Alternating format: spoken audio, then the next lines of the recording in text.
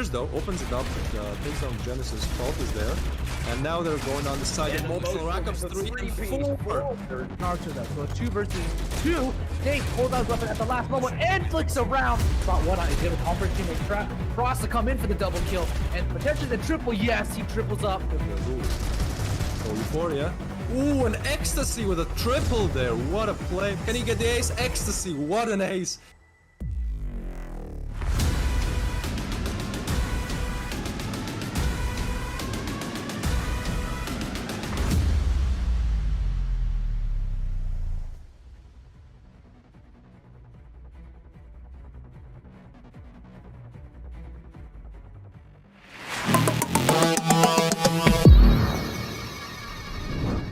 Good afternoon, ladies and gentlemen. Welcome back to Circuit Season 4, the European Division.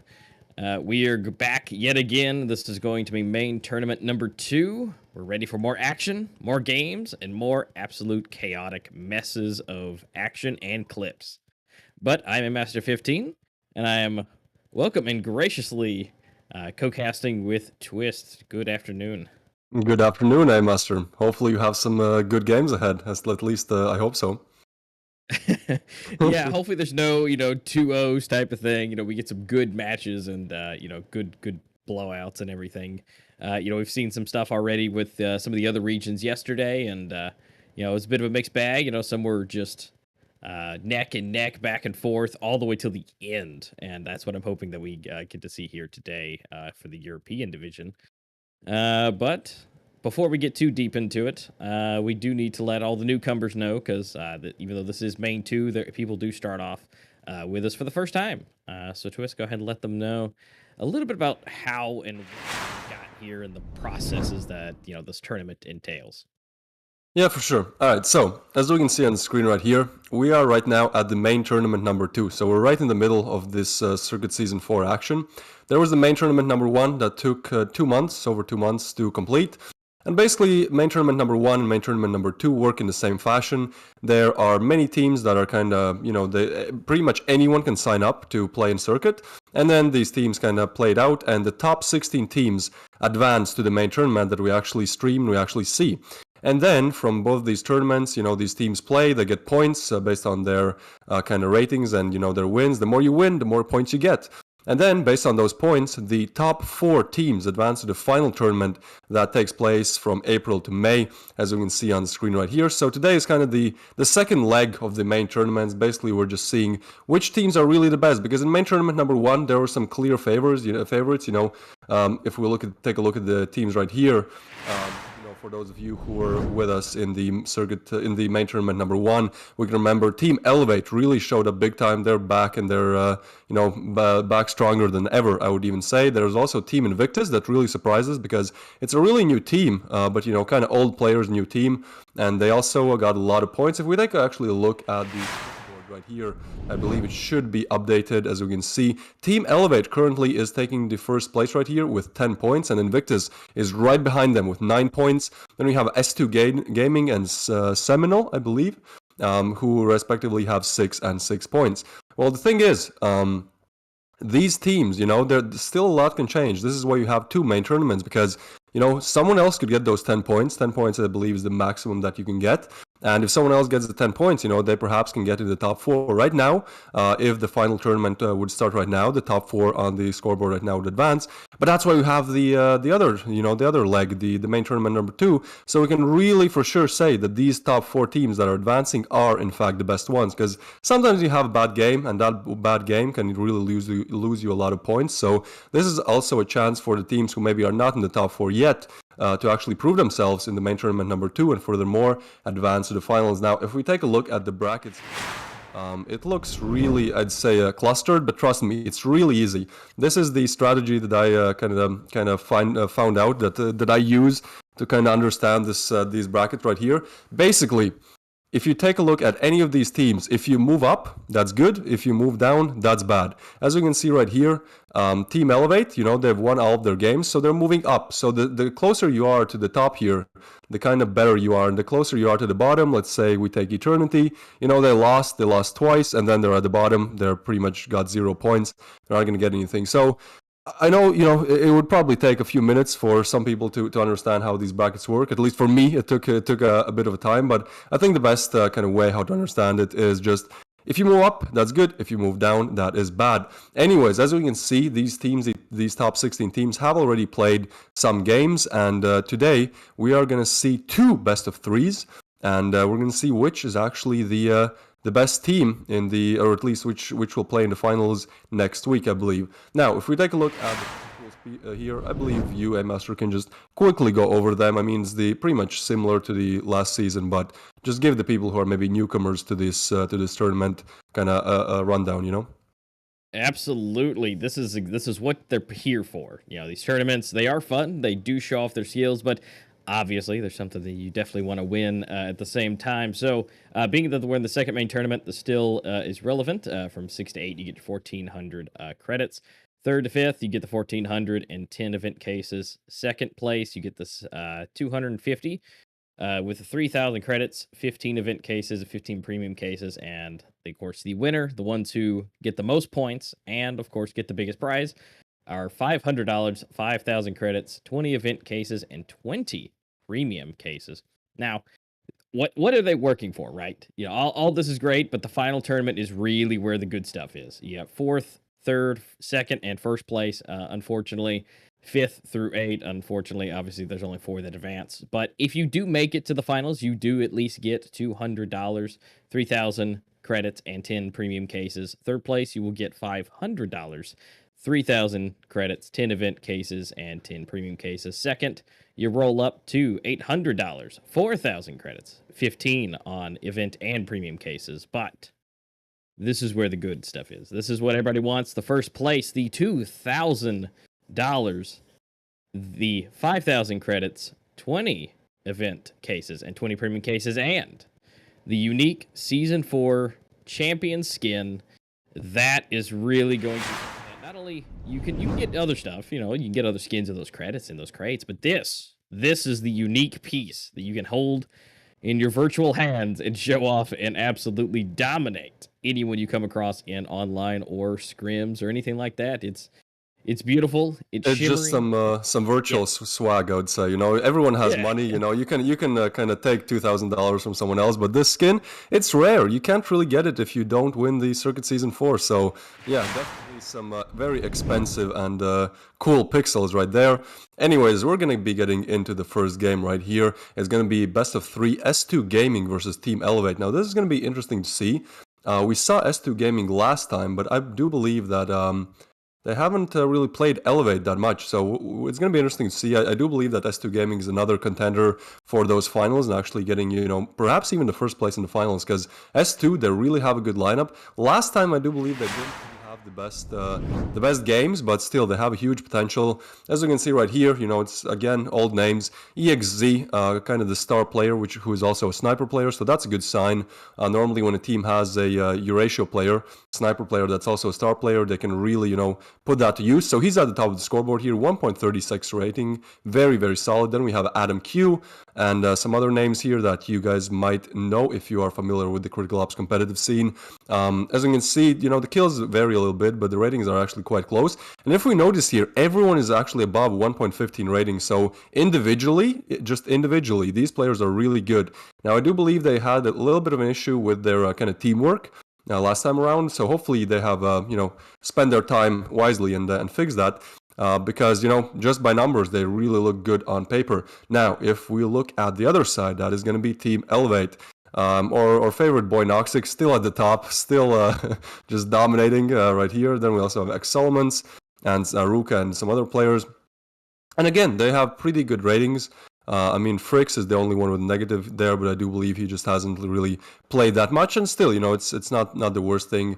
Again, rating is only kind of way how you can determine kind of how good the player is, but there's also a lot of other factors that don't get factored into the rating. So ultimately, what really matters is what you see on the screen and the impact that you kind of see that these players give out. Now, if we look at the map Veto, this is actually where the fun starts. Let's get actually the maps that we're going to play.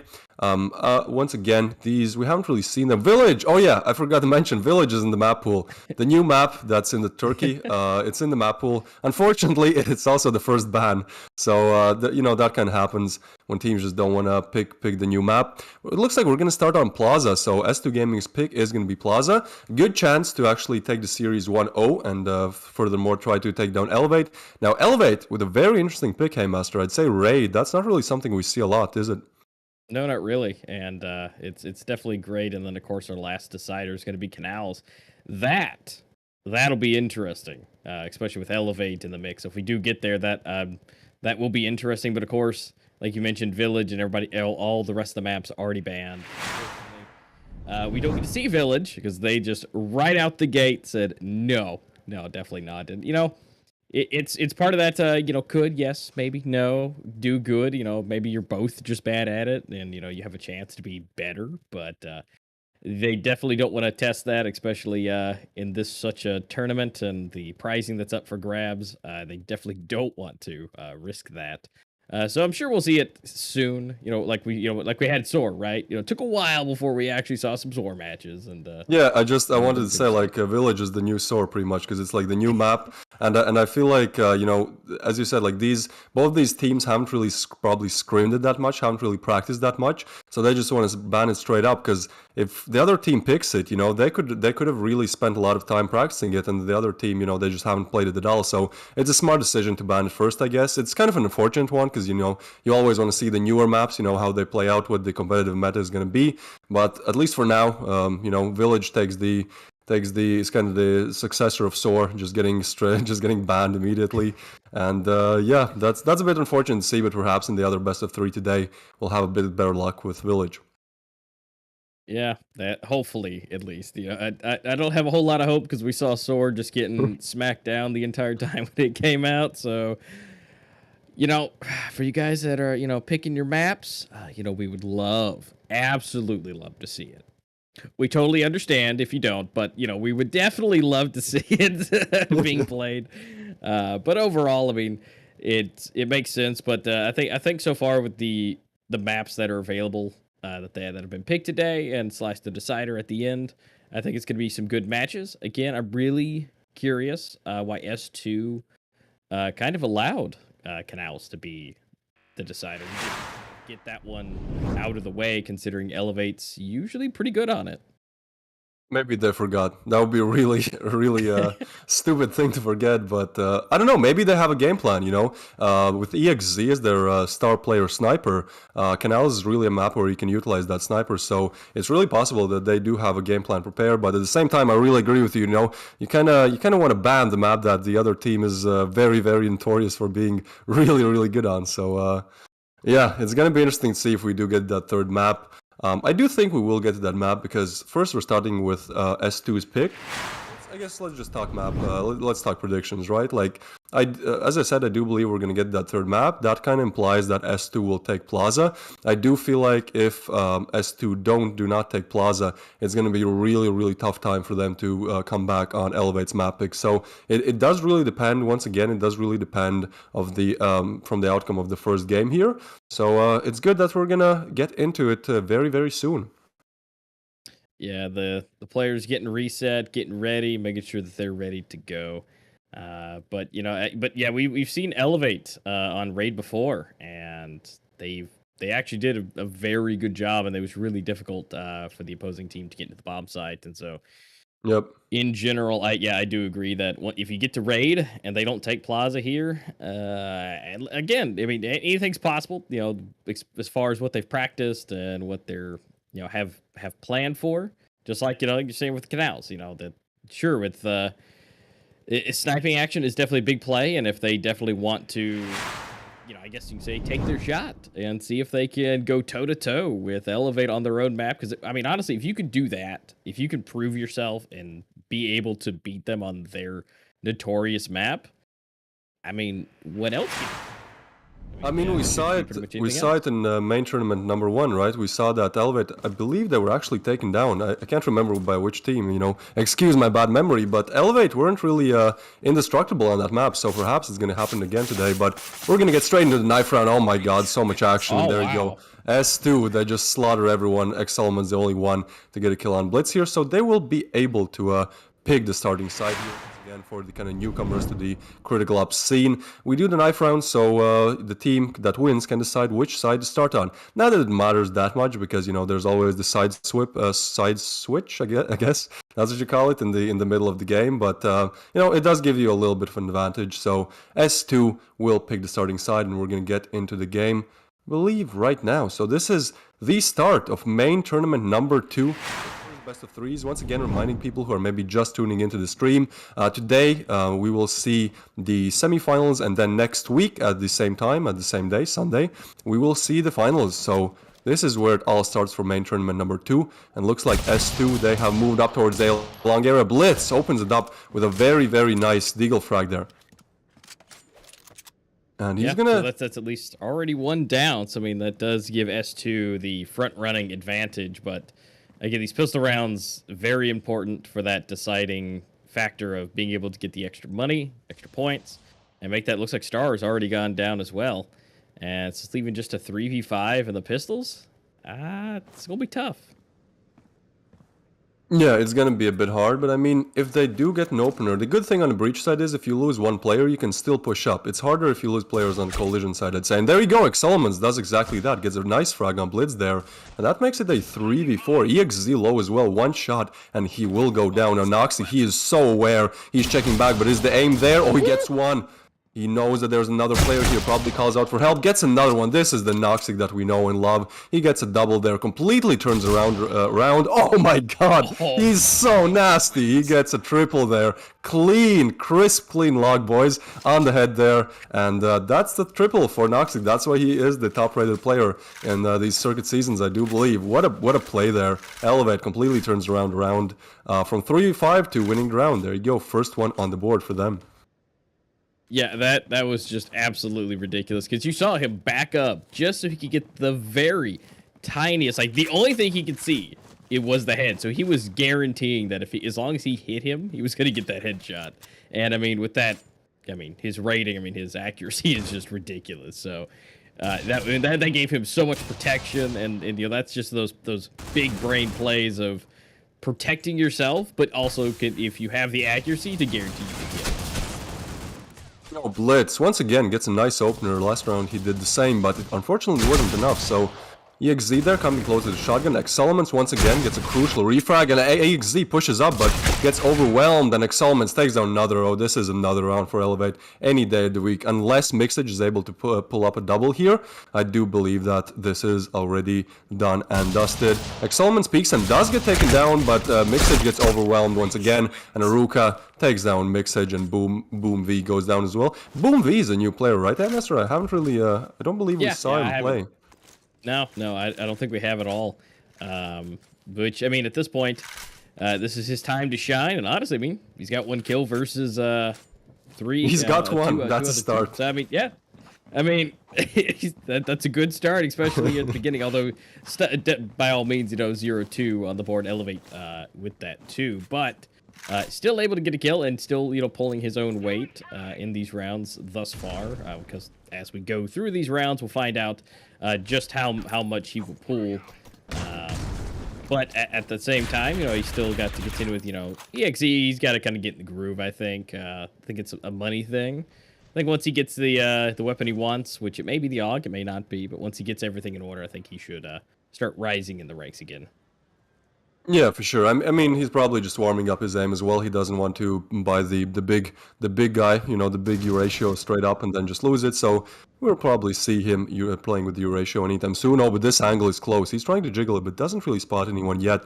So EXZ is playing really aggressive here. He has to be the man that kind of gets the early info, and Excelmans takes him down. Oh, but Noxy, he's just not expecting that. Mixage is the great frag, but Excelmans has been so good so far. 5 kills in 3 rounds already. Nice flash there. Wives takes down another. Once again, looks like S2 can really kind of get the opener, you know, in the round, but then it just turns around. But Basti Actually takes down one. So, oh, and another one with Essay. What a spray there.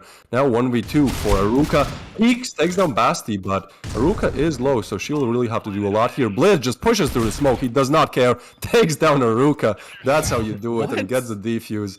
Yeah, that's an interesting round to say, you know. But that's how it goes. S2 finally gets the first one on the board. We do have to remind that this is S2's side pick, so they won the knife round. So yeah, we should expect great things from them on the Coalition side. Once again, it's their map pick as well. So yeah, they really have to win this map if they wanna, you know, win the whole series here. And there you go, EXZ with the Euratio. Can we go to EXZ? I want to see if he's going like aggressive or not.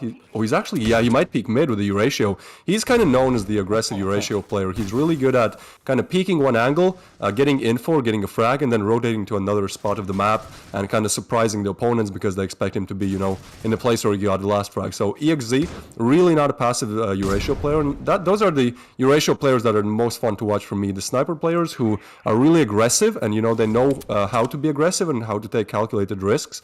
It's really fun to watch them. So EXZ will for sure put on a great show here. And it's still a 5v5 though. Nothing, both teams taking kind of the slow approach here. Yeah, they got tickets nice and slow. Because at this point, Elevate, as you see, Star's only got a deagle.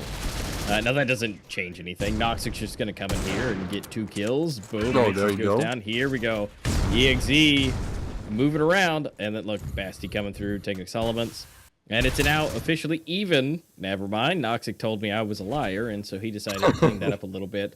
Although Blitz evening it out, thank you. Now it is again tied, but EXZ still alive, and look at this, he's got that tiny corner. Oh, but misses the foot shot, and Aruka comes through, taking him down. Leave it all up to Blitz to do it again. Well, he's the clutch player. He's clutched one round so far. That's more than anyone else. But Star picks up EXZ's Euratio, puts some salt in the wound there, and takes down Blitz. So that's going to be 3 for Elevate. Elevate, once again, really getting ahead here. You can't really let Elevate do that, because coming back against Elevate is even harder than just winning them. So yeah, it's going to be interesting to see what S2 can kind of muster up here. But seems like for this round, it's going to be deagles only. Not really any cash for any of these players. I mean, some of them could buy, but it's the smartest decision to just go eco together, so your economy doesn't get ruined. And Star, he's going to be the one picking up the Euratio, operating with the big weapon here. So let's see what they do. And yeah, Star is kind of the entry fragger with the Euratio. That's weird to see. Well, I mean, he has nothing to lose, because remember last round he started out with that deagle. And so getting that into his hands, he didn't have to buy anything, so he's got plenty of money to save up for the next round. So him being able to just get that information, move up, but let's hope Star can do something with that. But just a whole lineup of deagles for the side of S2 Gaming. Again, it's a handheld sniper rifle, essentially. Two body shots, 1 headshot. So let's see what they can do. Wives. Getting a double with his nade. That's a weird double to get. Yeah, Basti here. Oh, the timing could be perfect here, but someone's watching the back. Exalements, he's so aware. He is so aware. Takes down Basti, and now 1v5 for EXD. We know he's good, but yeah, this is a bit too much of an ask. Wives, great round from him. He's up on 6 frags now. So Elevate takes it up to 4. This looks not too good. I mean, this is only the 6th round, but Elevate so far looking really, really, really good. And S2, they will have to play much, much better. Now, I do have to mention that this is the buy round. You know, last round was Deagles, so it's kind of understandable that they lost. But I'd say this is kind of the make it or break it round. EXZ, he has the Euratio, so him or some other players will really have to come up big here to get the second round on the board. Because otherwise, Elevate will be on 5. S2 will have to go eco sooner or later again, and then it's kind of just all over. So huge round here. EXZ holding a close angle here. Last time he missed, but you know that could be just kind of explained by nerves or just, you know, warming up. So I'm sure as time goes on, his accuracy will increase. I've seen some absolutely insane clips from EXZ, at least on Twitter. But, you know, one thing is doing it in ranked, the other thing is doing it at the top competitive. And Star actually gets the opener here on Basti, so that makes it 4v5 once again. And S2, they're kind of scattered around the map here. If Elevate commit to A or B side, there's only really one defender on each of those sides. So looks like Elevate will play it slow, try to look for some, you know, try to wait for S2 to make a mistake, to make a peek, and then just take them down. But yeah, if they do decide to push one of these sides, it doesn't look too good. Now, no utility as well. The only thing that Blitz has is a flashbang. That's pretty much it. But on the other side, Elevate. Oh my god, Star, he's so good. Gets another frag. That's double entry frag with the Euratio. Oh, and Noxic just insta-dinks Blitz. Yeah, this is all over. Mixage. Oh, he gets double. Hold on. Double headshot. Wait a minute. Get the trip. Nope, never mind. All right, EXE, it's all up to you. You got this. Just do not that. Not that. Yep. Exactly. Just do not that. EXE trying to get the good shot in. You know, as much as those pixel perfect accuracy, but looks like Aruka's gonna be able to take him down. And Star was able to take his U ratio again. You know, I think Star's just trying to a bit of a psych out. You know, just taking the gun every single time, even though he didn't need it. He already had one. Yeah, he's just playing for the memes, you know. It seems like that's what he's doing, and that's what I said. You know, that round Elevate broke S2's economy once again. So S2 eco, and looks like they're gonna go for the eco rush. That's a good thing. Oh my god, it works out, but Noxic comes in with a great triple there. So a 2v2 once again, man. This is a 2v5 turned into a 2v2. That is crazy. And the problem is that S2 have not retrieved the gun, so even though they killed 3 players, because of the place where they killed those players, they were not able to pick up their weapons, so it's still both these players on Deagles, which makes it even harder. You know, if it was an equal buy, 2v2, I'd say S2 has a decent chance, but because they both have to like stay on, you know, one site, so they can't really group up, and they only have Deagles, it's going to be hard. The best thing that Blitz can do, if Elevate do commit to A, which looks like to be the case here, is to get one frag. One frag is really, you know, if both S2 players get one frag, they win the round. So I don't believe they can get a double, but one frag is really all that they could ask for. And Noxic, he's lurking up towards that A mid area, towards this, together with Star. Seems like they'll go. Oh, they will. This is smart. The timing. Mixage, here he comes. Yep. Here he comes. Nice. All he needed. Oh, yeah, Mixage there it is. comes in big time. Retrieves the weapons as well. So that's going to be 2 SGs, and finally S2 breaks kind of the curse here and gets the second one on the board. Now Elevate, they have money for days. They can probably buy for 2 or 3 more rounds, so S2 are nowhere near to breaking their economy, but you know, it's still good that they've gotten around. They can maybe start to pull it back, because Plaza is kind of, I'd say, coalition sided a little bit. I'd say like 7-5, you know, for the coalition in the side switch would be kind of decent, so it's kind of an equal map. Oh, Basti. He's trying to shoot and gets Noxic through the smoke. That's a great smoke spam there. Gets one, but not able to get the second one. Takes some damage as well, but not really anything that significant. And if we look at the utility, seems like S2, they've either already used their utility or they just don't buy utility, because they definitely had the money for it, or at least they could have asked their, you know, Mixage or someone else for a drop. But yeah, Elevate, they're really they're playing way smarter with their utility, I'd say. Like, they save it up for those late rounds where that utility matters. S2, they kind of throw some smokes, throw some flashes, and then it's all over, and then Elevate can just capitalize on the fact they don't have utility. But boom! Oh my god, Star! What? He's doing it once again. Now, I'm not sure what's happening in that A mid there. It seems like a huge chunk of concrete has just fallen when you spectate it from that side. From this side, it doesn't look like that, but yeah. Yeah, I don't know. It's just so it's a one-way door. It's fine. Yeah, I guess. I hope that it's not the same from the player's POV. Blitz, though, he moves in towards that B area. Now, he could catch one of them off guard here. Seems like that will be the case. Gets one. The clutch player Blitz moves in. He knows the position of the other. Actually, he does not. Oh, but the flick! Blitz! What is that? Gets a nice 1v2. Blitz is really keeping the game alive. If it was not for him, if it was not for his 2 clutches here, you know, Elevate would be on 7 and S2 only on 1. So Blitz, I'd say, really the MVP, topping the scoreboards here as well. Wait, did we see Blitz in the last week? Sorry, in the last main tournament. I do believe we did not see him. Perhaps we did. I just don't remember. But he's really showing up. He has done his homework, you know, both aim and just decision-making, game sense-wise. Because he's 9 on scoreboard, almost 10 frags, 2 clutches. Really great performance by Blitz here. Yeah, no, he is really making sure that they get these rounds, because when it comes down to that 1v1, you can at least count on him to do his best and to more than likely take it. At this point, I would assume Elevate should try to roll to B, which would be in their best interest as far as you know, players on that side of the map. Now, they still have to contend with EXE here in the middle with his U ratio, but for the most part, it should be fine. But you do see the two U ratios. Actually, we got Mixage and EXE holding down both angles right here from in front of A and off to the side for mid. So they've got this locked down pretty good. Yeah, that's kind of an interesting decision though, because Plaza is really not known as kind of the Eurasia map. I mean, Plaza is known as the map that where I remember 3-4 years ago, everyone just camping corners with shotguns just because it's so close range. So it's going to be interesting how those Eurasios can be utilized. Might be a bit hard, but you know, so far so good. S2 have gotten a frag, granted not a sniper frag, but Mixage, he will be the one to open it up here if anyone tries to challenge him on a long. Meanwhile, Blitz, he just, you know, he's feeling it today. Gets another one. Blitz is just going absolutely insane today. Looking for another one. Flashes off Exoluments. Hears that he goes house, so the info is there. And Exoluments, I do believe he will go down any second if he does not choose to just save it in house. Because they know, oh my god, he didn't even see him. Boom, takes him down. S2 really coming back here. It looked really bad, really dire for the side of S2 here. But because of Blitz and because of the other players kind of showing up, seems like they are able to come back. Perhaps we could even look at 7-5 scoreline here on the half switch. Yeah, very much so. I think that's totally possible.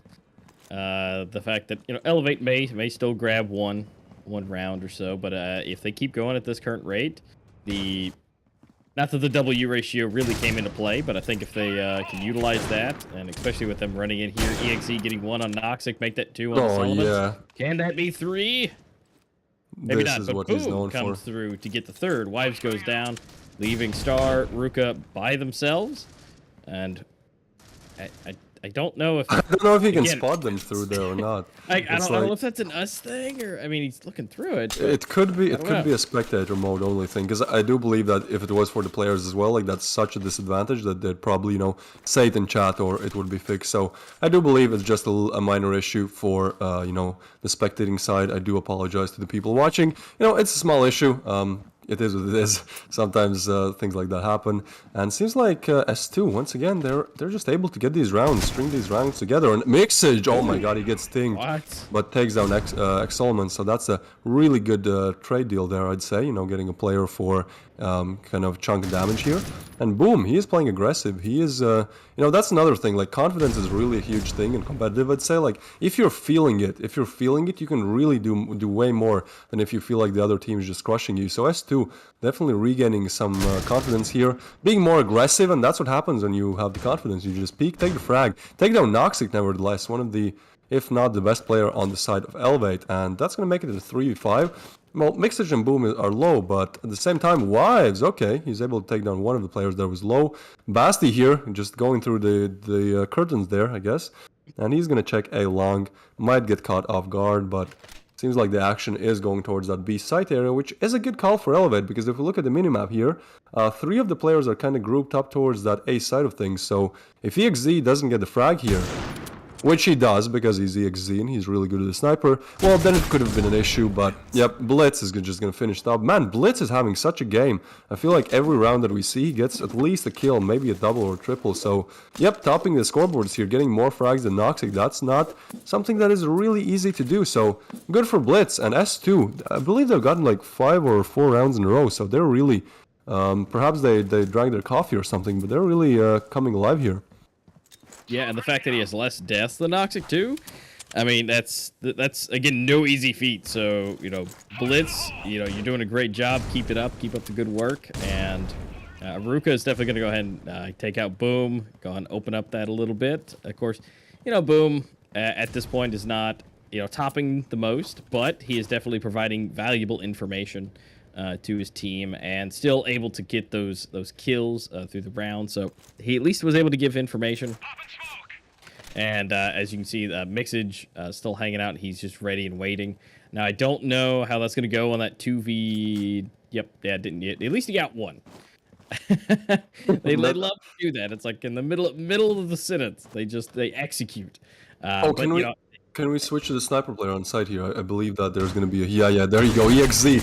This is the time to go big, and that's unlucky. Gets overwhelmed. That's kind of a problem when you're sniping and 2 players pop in the scope. It's like, well, which one should I shoot first? Noxic does take down Basti, but Basti is able to get a frag on Wife. So Blitz, the clutch player, the star player of the whole game so far, I'd say. Oh, he's going to get triple peaked. almost gets Exolmans, but yeah, there were 0 players on his screen, and then suddenly there were like 2 or 3, so it's really hard to do anything against that. And that's a side switch, 6-6, as tight as it can be for now. Now, I'd say S2, this pistol round is way more important for them than for Team Elevate, because it is a little bit collision-sided, so if S2 are able to get a pistol, they have a way better chance at actually winning out the game, I'd say. And there you go. They are just gonna... Seems like they're just gonna buy Deagles and a few P250s. I mean armored, just they're gonna buy armor. If you don't buy P250, it gets God gives it to you. And seems like they are grouping up towards that A long area. EXZ, he is gonna flash towards that mid area. 2 smokes actually. Also, they're using utility in pistol rounds. That's something that you don't really see as often in these critical ops competitive games. And that actually works out so well for them. They're just able to take map control. Those smokes are really important. So good strats from S2, able to open it up. Basti gets another one with the GSR weapon that isn't really used that much. So that kind of adds a bit more punch to the kill there. And Blitz, oh, he's in the Noxic position. Is he able to deliver what Noxic delivered? Seems like he is spotted. This is the opposite situation. Noxic, you know, he's on the other side. He's on the receiving end of what he did in the pistol round in the first half. Peeks in, but Blitz, very nice hold there. Takes him down now. Only Star alive. Gets spotted. He's going to get taken down any second, I do believe. They could even go for the knife here if they really wanted to, but, you know, the stakes are high. They don't want to just throw the round away, but no time. The best he can do is get a frag and just kind of, you know, tap the bomb and get taken down in 3, 2, 1. Well, 1. There you go. He goes down. Blitz. Once again, the man Blitz. I mean, it was a 1v1 and it was pretty much already won, but still, Blitz once again delivers in that 1v1 clutch situation, and that takes S2 to a very valuable 7th here. They're able to buy up, and if you look at the side of Elevate, it seems like the P250s and you know, one Deagle is going to be the answer here. They just want to, you know, get this round over with as quickly as they can so that they can move on to the next one. Yeah, definitely. And the interesting thing that I saw with last round, it was, you know, those smokes placement, you know, being able to bounce exactly where they needed to. So you can tell they've practiced those wall bounces on that. And again, honestly, it worked out super perfectly for them. And we've almost never seen that much utility usage. But what is not needed in utility usage is Mixage and Boom and Blitz just simultaneously back to back, just cleaning up. Elevate. Now again, they were all on pistols, but still, you know, no deaths in there. It's still impressive nonetheless with those Deagles. Yeah, it's interesting to see that kind of how the economy works, that now you don't really, if you're on the side of S2 Gaming, even though you have the money, you don't really want to upgrade those SAs to, like, let's say AKs or SGs, because if you lose the round, then your money is completely ruined. So even though S2 won the last round, Team Elevate has the better buy. You know, that's just kind of how the economy works, and, well, they definitely deliver on it. Noxic and Ruka both opening up, and Basti, oh, he gets a nasty double there. That could turn things really around here. Moving up towards the B side of things, Blitz, nice frag from him. Star gets naded to almost no HP there, flashed off as well. Great utility usage for S2 here. I mean, they're definitely using the nades here better than Elevate, I'd say. And Star checking house, but he's definitely, the scope has been heard. So his location has been kind of, you know, set in the team chat, in the voice chat, and it's going to be hard for him to do anything. So many angles to clear and not really any info. And Bastio, he just doesn't care. He takes the aggressive peek. Dry peeks a sniper, takes him down. And Exolman, so he spots one and he spots the barrel as well. Oh, this could go so badly here. Gets the smoke off as well.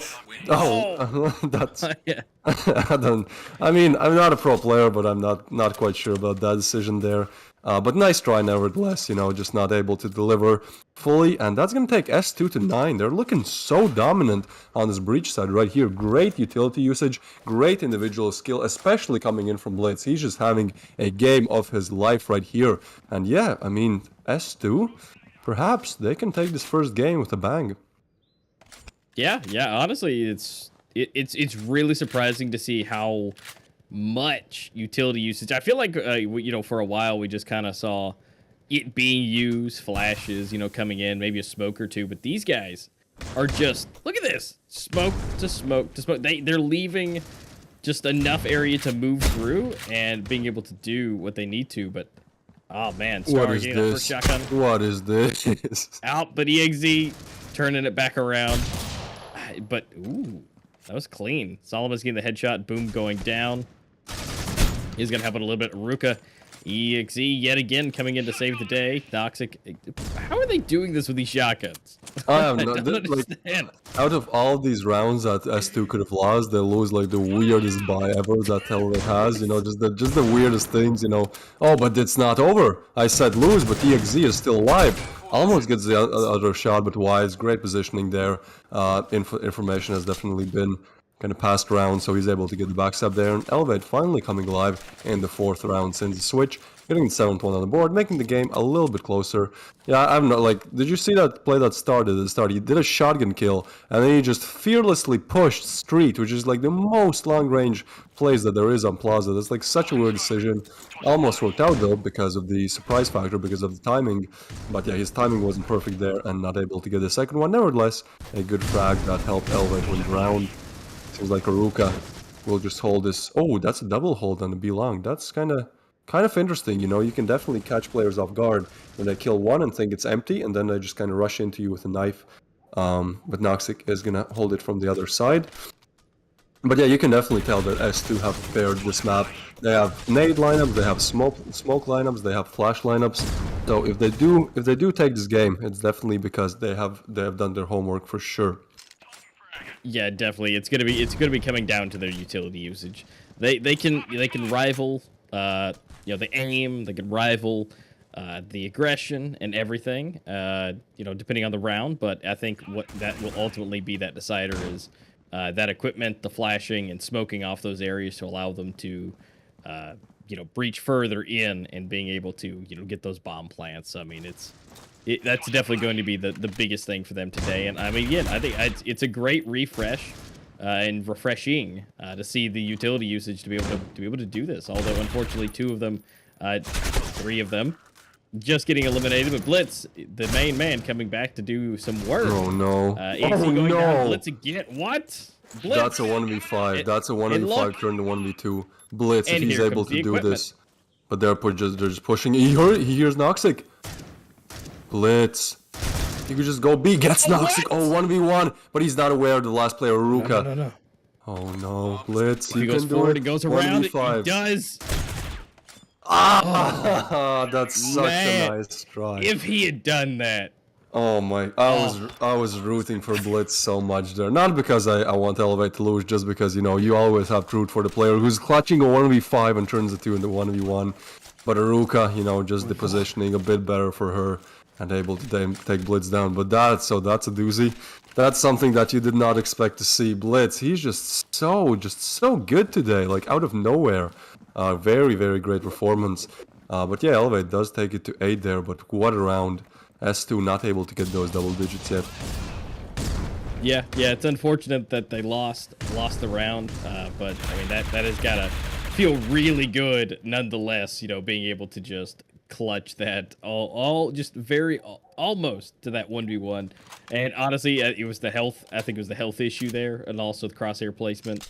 Unable to take any real amount of bullets. But Star coming in, getting the nice double. Blitz getting one. And Solomon's getting another. Unfortunately, Blitz is taken out, so it's going to be not up to EXE because Noxic taking him out with a nice clean headshot to round up the rounds to a 9-9 to tie it. And going into round 19, there's only a few more left to decide who's going to be taking this first map and also who's going to be the first one to get to the double digits. I mean, this game is really kind of chunky, right? Like, both teams kind of get 3 or 4 rounds in a row, and then they just stop, and then they let the other team get 3 or 4 rounds in a row, and so on and so forth. So it's really interesting to see. It's never really back and forth round-wise. It's like, okay, now we'll give you the chance. And, oh boy. But Boom is not spotted, gets a double, almost a triple. Wives there.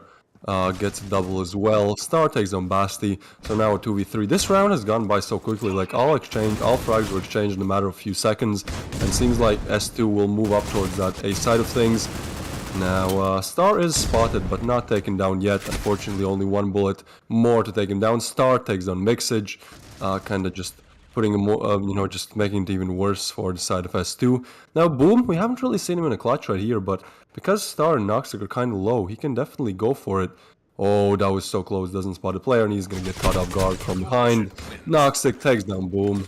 And that's going to be 10. That's going to be double digits for Elevate. So even though it looked great at the start of this side switch for S2, it was like, oh, well, they're going to win. And then Elevate just got a chunk of 4. So that's definitely that takes a big chunk out of S2's kind of winning chances here. And yeah, Elevate 3 rounds away. I mean, they don't even play Euratio. Like this is what I said about Plaza. Like, it isn't really a map where snipers can be utilized that well, just because of everything being so close range. Except for that 3-day star, what a great play! What? Jumps over the smoke, gets the nade frags. Oh my god, he's having a field day here with them. Gets boom as well, and oh, Hey! Blitz gets the knife frag on Star. Star was trying to do the same thing with Blitz. Oh my god, yeah, Blitz is just insane, but unfortunately, I guess his team or just the kind of chemistry is not enough to actually get these rounds, to actually get S2 over the finish line. So Elevate getting closer and closer to that before mentioned finish line. 2 more rounds, and S2 they do have a bye, but I believe this if they don't win it this round, they might even have to go eco. At least some players or not have a full bye. So yeah, not looking too good for S2 here. Yeah, because I mean, don't be wrong, they went all pistols, and Blitz was at least able to get that just sweet knife right there at the end. But yeah, I do agree that if they can't pull this one off, it's gonna be handed right over to Elevate. This is the most important round for them right now. Wise can't see anything, but trying to get some information. Boom! Wow, actually coming to get the nice clutch double in the middle of all of it, and able to clean it up. So it's now 3v5. Boom, boom. It's like when he shows up, he does, but then when he doesn't, he doesn't. And but Solomon's Yeah. showing up, getting the nice clean double. But EXE finishing off, leaving Aruka all by herself. And let's see what she can do. But it's a 1v3. Yeah, I mean, Aruka is not Blitz, so I don't really expect that great things from her. But still, we've seen Aruka perform really well, especially under tension. But seems like the call to save here is the best decision to do. I mean, Elevate do have the money to just buy next round, but at the same time, it's a 1v3. Aruka is smoked off. If she pushes in, she will most likely just get taken down because there's a smoke. So yeah, kind of unfortunate that she has to say, but at the same time, it totally makes sense. And S2 kind of gets not really a freebie, but don't have to fight the last player there. Getting up to 10, so once again, this might be time for, Elevate got a chunk of 5 in a row, now it's time for S2, and I mean, if they're able to get a chunk of 3 more, they will take the game, so Elevate, they have to watch out. It hasn't really been, as I said, at all like back-to-back in terms of rounds, so if S2 are able to pull the next 2 rounds, it could all turn around. Look at this Blitz, 23 frags. He might even go for a 30 bomb here. He has double the frags that his next teammates do, so that just shows how insane of a game he's had so far. Well, Noxic, as always, he's just always chilling at 20 frags or more. And, yep, he's just gonna take down, make sure there's smoke. Yep, easy peasy for Noxic, just a regular day, just fragging down everyone in top of Critical Ops competitive. Does spot one more in house, but Rook has a great off angle here. Does get unchecked sometimes. Oh, and that grants her a double. Great positioning. Boom, though, able to refrag. Now 1v4. Yeah, this is all over. S2 not able to deliver and get more than 1 round in a row. EXZ only one left alive. He might even look to save the sniper. Here's one player, but a refrag is going to come in any second. Oh, what? EXZ. Okay. This is a good start. I mean, there's one more player close, so might get peeked, but he's aware. Not able to get the flick. Yep, Wives, great positioning there.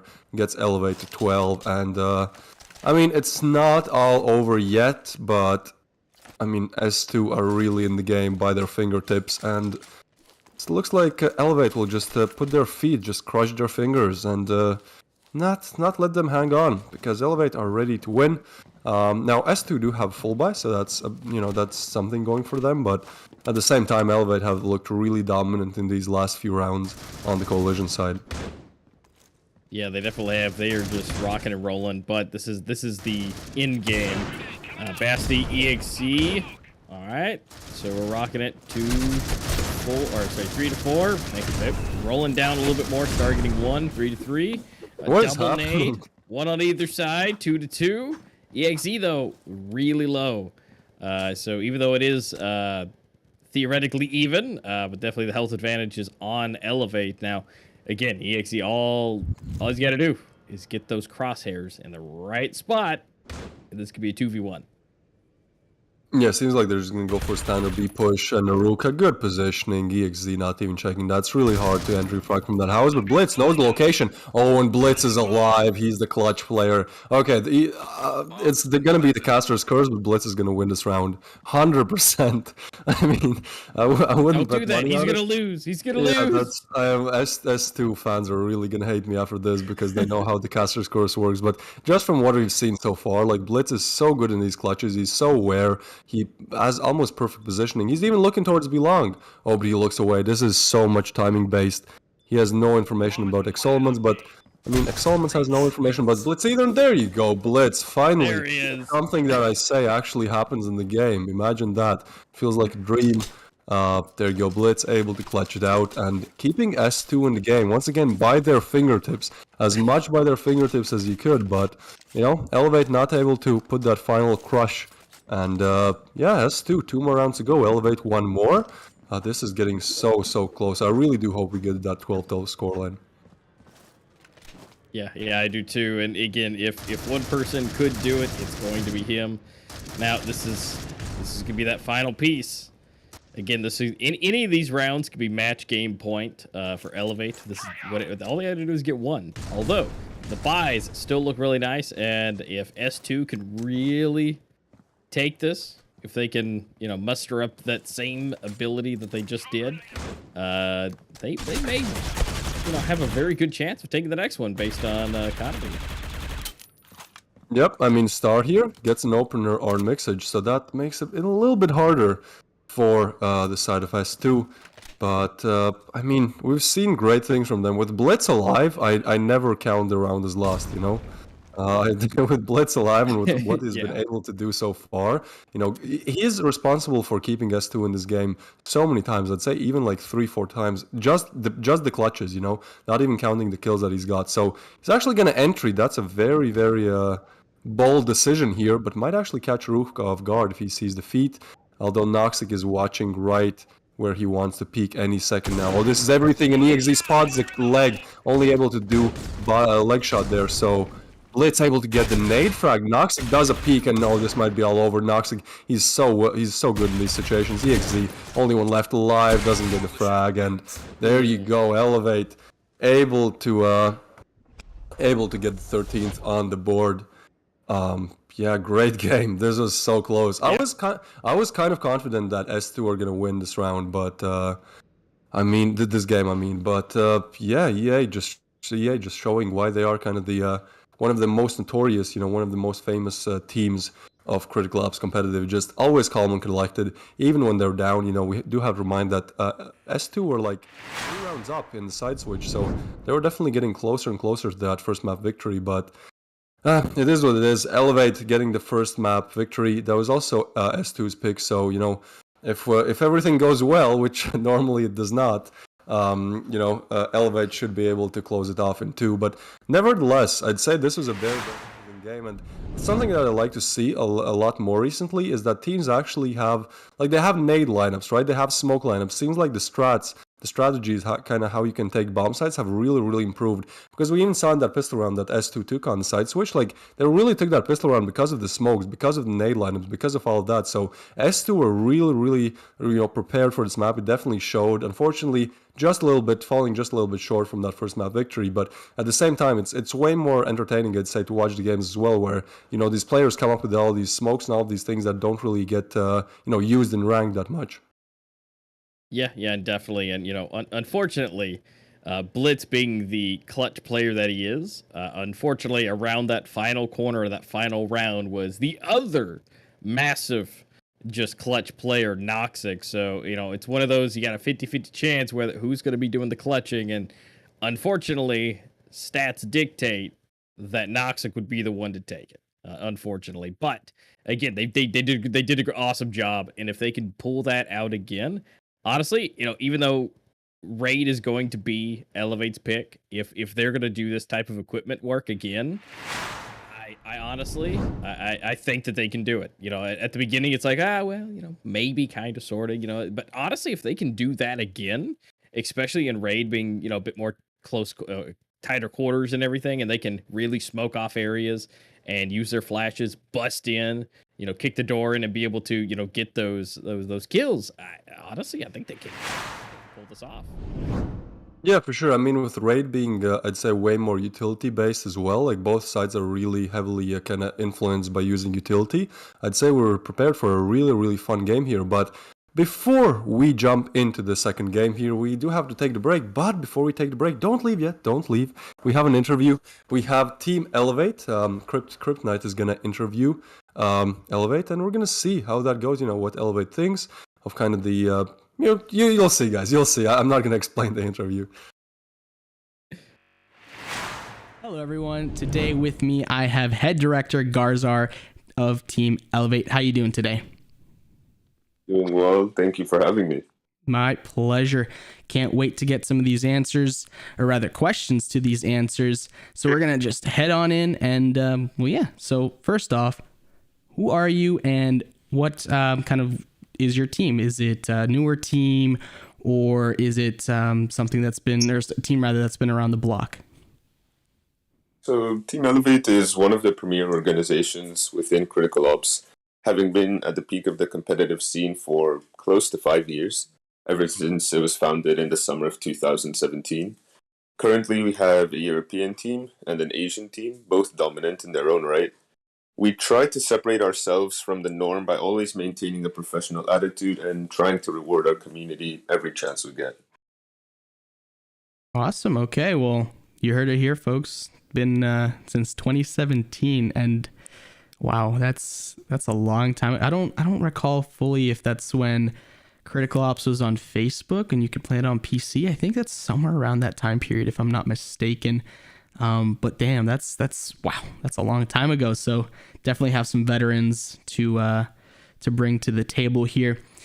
That being said, veterans of not just this tournament, of course, but previous tournaments that we've got going on at the circuit over here. The main tournament, the first main rather, that was not too long ago, just a couple weeks ago. How did you prepare for that one, and how maybe are you going to prepare this time around? So I was more than satisfied with the European team's performance within the first main tournament.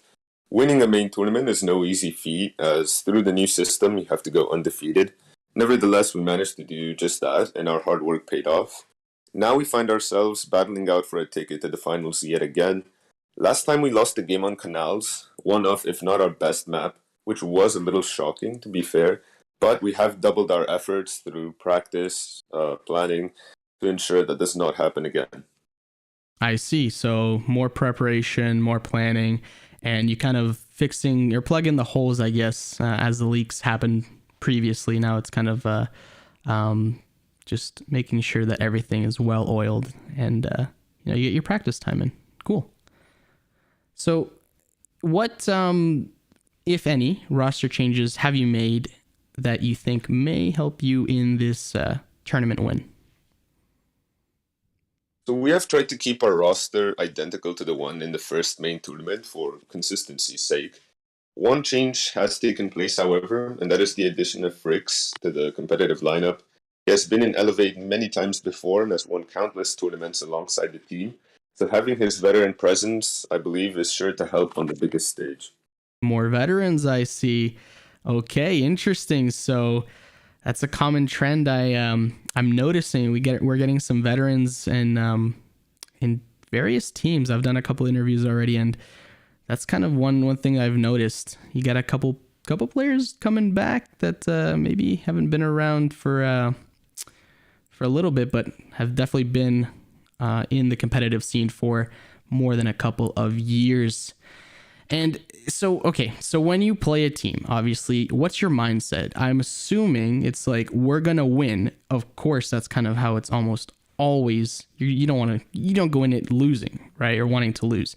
So what, in a general sense, do you normally kind of think planned out for your opponents in terms of trying to beat them?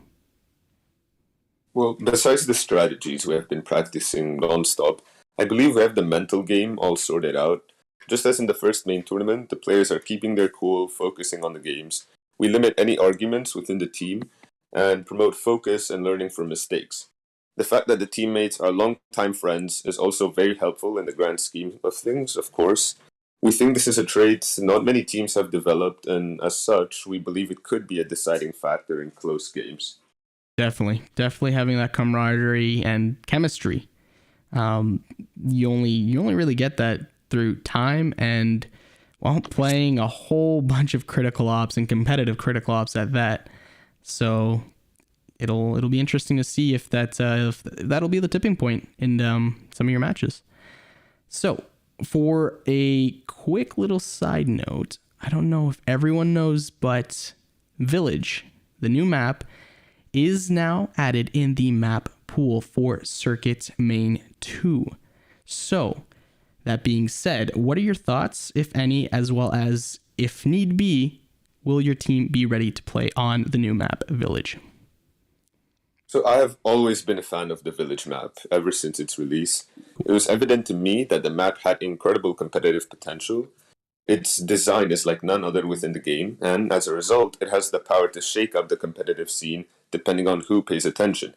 Since its release, the team has practiced it a lot to ensure that, when the time comes, we will be just as ready for Village as we would have been for any other map.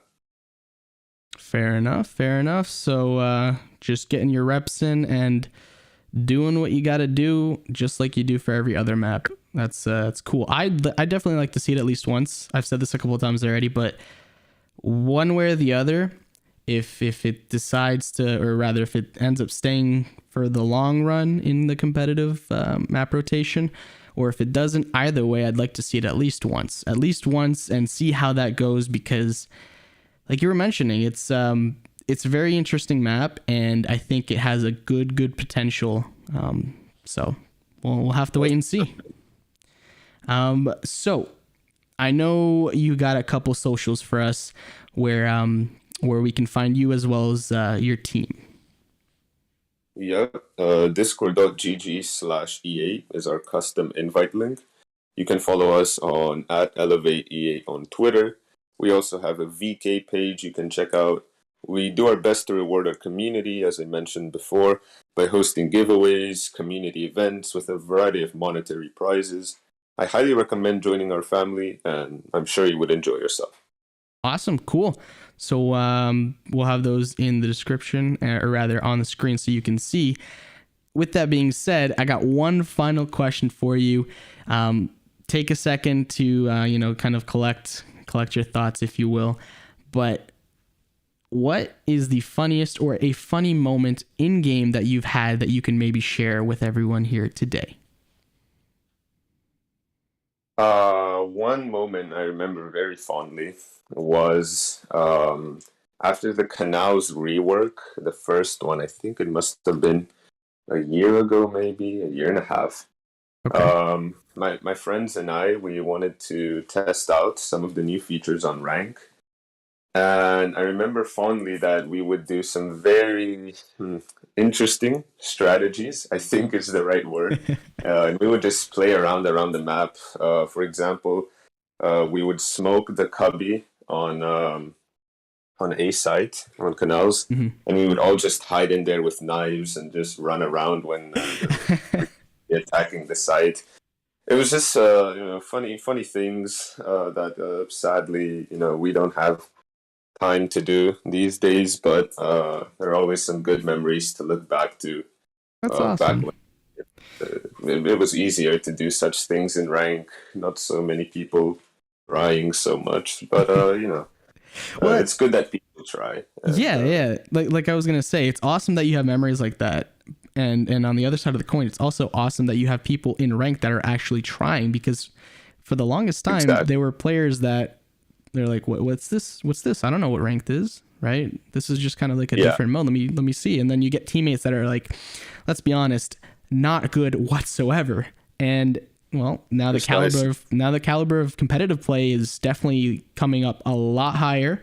And I know there was an interview I conducted earlier, and they were saying like one of their teams or teammate, maybe two or three of their teammates, you could have literally grabbed them off a ranked and they'd they'd be their teammates, because that's how the roster ended up having to shuffle, I guess.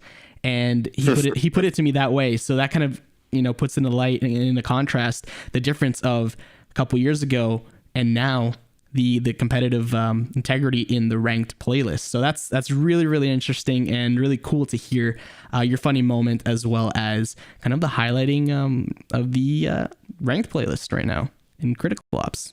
That's awesome. Definitely, yeah. Well, as I always say, the more players, the better. We need those. Definitely. Well, thank you very much, Garzar, and good luck. Thank you, Kryptonite. Thank you all for listening. Yeah, see you soon.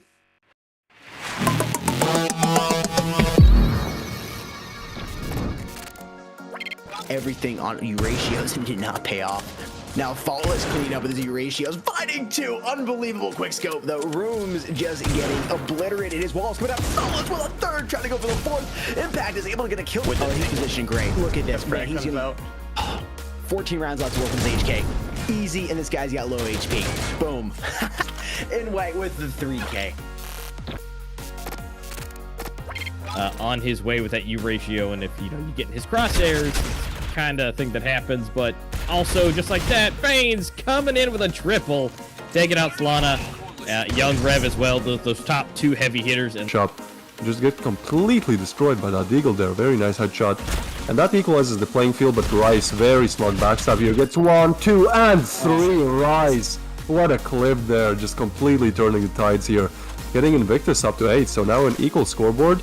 And if anything, I'd say Aura is definitely not in the lead here. Definitely not in the lead. I mean, even though the scoreboard is equal, Invictus, they've gotten all of the Coalition side rounds so far. And also, Coalition side is a bit easier. Your lineup there. oh man. Yeah, that's the final Rev nail in the slow. coffin. Yeah, Young Rev, if he could do some great things, but here it is. Yeah, that's right. Gets Solana, heavy hitter, and now it's all up to Young. Those wall bangs come super close. He can smell those tracers. Oh god, Rice is not. Oh, the wait. Oh, he waited. Oh, the double from Rice Safari. Up almost all the way to the door, and unfortunately that's just where that's going to lie. Star getting a double kill, Sullivan's getting one.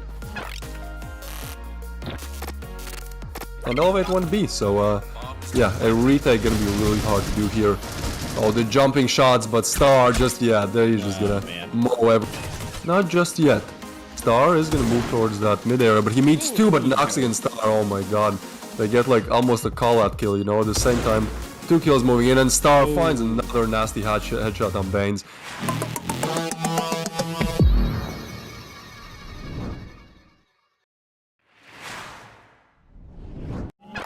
One, MGS is low. Hoodie, for some reason, just running out, trying to see if he can get a kill, I believe. And MGS would have a tough one here. It's a 1 versus 2, 100 HP on both of them, but he does take down Lucky. And will he get shot out here? He knows that one player's over towards Wagon. That's Bali. And he has to just wait for this tap. MGS, though, the more time goes down, luckier he is, and now he finds himself in a winnable situation. MGS puts Rain on match point. It's the 1 versus 2 clutch that enables them, and Rain now under Delightful and to Agonize, so he's alerting his teammates of that. You can see their Hayek is going to rotate out quickly, but he's not going to get a chance to do anything. Wise finds 1, 2, and 3 kills, lines them up, knocks them down, and now it's down to Coldie. Can he do anything? Yes, he can. He can trade him out. Agonize now with Coldie. They're going to have to take on this A bomb site. They will get that plant down, Coldie, but he's very low on HP. Just 3 left to his name, and now no teammate either. 3 HP versus 200. This is looking unlikely for Seminole. Saints 2 Angels could get way back into this one, but Coldie's playing a interesting spot. They're going to have to rush him, but as long as they pre-fire, he should get it. Oh, he could line them up! He could line them up! Oh my god, Coldie! Gonna try and come in now. Delightful finds 1. And they didn't see anyone over there, so he could stop the plant. He does stop the bomb plant. He gets another one. Isaac, the dagger in the back right now. This is a huge upset if they win this round out, and they will. Isaac with the 3K comes in perfectly timed. but playing so cautiously, he wasn't able to confirm the movement outside that Coalition hallway. There's Ness with 1-2. Picking up that SA-50. I might have kept that shotgun there. Looks like his teammates should be able to come behind and put down Clone. It's a noise and actually get the backstab there on Ness. Same thing over and over and over again. But Seminole had to happen to the one round. They're like, yeah, we're not doing that again. Oh, you almost had a clap, man.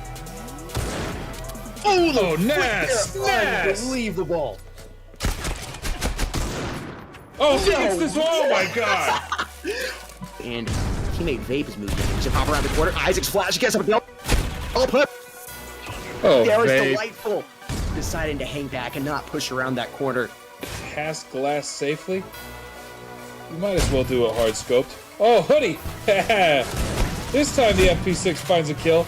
2 of them! Through smoke! 3! Does he get a 4th? Oh! Hoodie with the FP6. That's just not fair.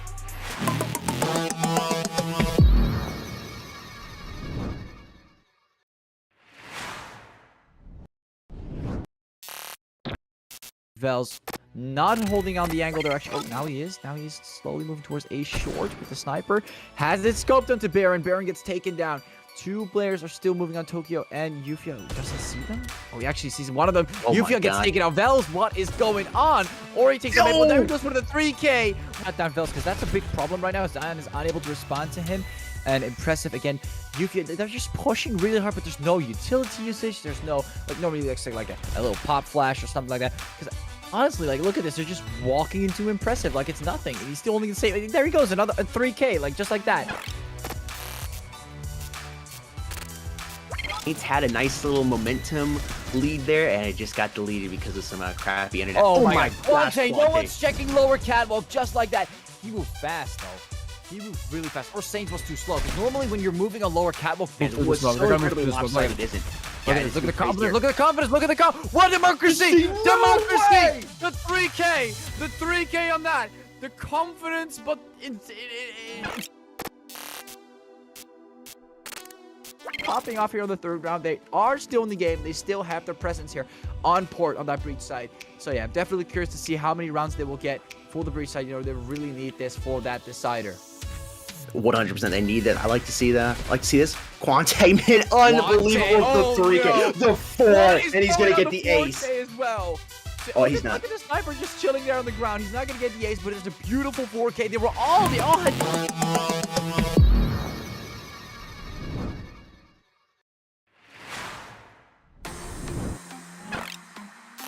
SG para todo lado, apenas o Pedrão de AK-47. Nossa, a bangzinha foi perfeitinha, hein?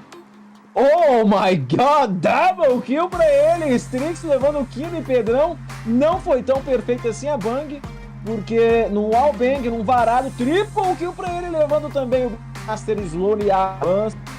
E vai ter confronto aqui com o Mafia, hein? Tentou correr da bang, HE pra todo lado, segurou o spray Mafia, levando a primeira. Kino foi a vítima da vez, ele vai abrir, triple kill pra ele, Mafia levando, posicionando da melhor maneira para tentar surpreender, já tem no CT, hein, e o Rose sabe, acertou bala no Cole ali, mas não foi suficiente, de AK ele leva com HS, Rafa num aéreo consegue levar, linda play de Rafa no spray transfer de SA, ele leva Zachary Crustes em, agora pelo Tofu, ele leva mais um, Crust foi finalizado pelo Taven, Henrique cobra o Rose, Zachary double, Henrique double também na 3, o Henrique tinha levado o seu antes, Henrique 3K pra ele, garantindo o Cristo. Ainda não! Ainda não! Calma! Calma que ele ainda não garantiu o pisto. Não deu tempo, tá vendo?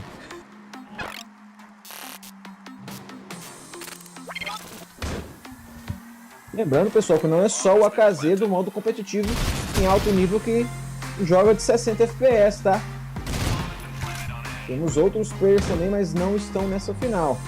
Se eu não me engano, deixa eu ver, o Rose eu sei que é 120, Aro 15, até onde eu sei ele é 120, mas é celular, o Crush é 120, o Zeker é 120 e o Master eu acho que é 60. Eu acho, não tenho certeza. Olha ele, pai dos 60, ele já sabia que tinha matado porque antes de... Falta um ponto pra empatar aí com a equipe da Envious e vamos que vamos. Olha ele, Zeker, triple kill, segurando todo o avanço da BTX pelo Banana. E vai tentar o Ace. Vai tentar o Ace. 4K, finaliza o slow, sobrando apenas um boneco. É o Caps, tá rafado, o Zeker tá no vermelho.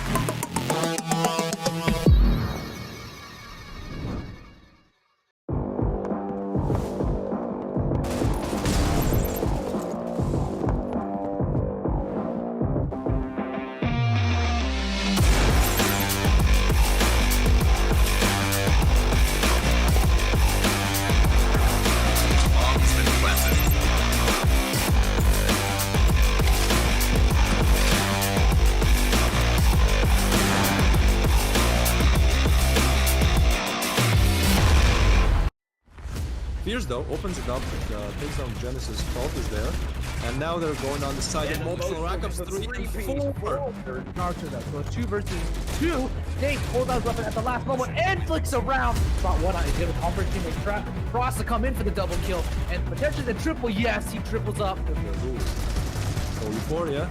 Ooh, an Ecstasy with a triple there. What a play. Can he get the ace? Ecstasy, what an ace.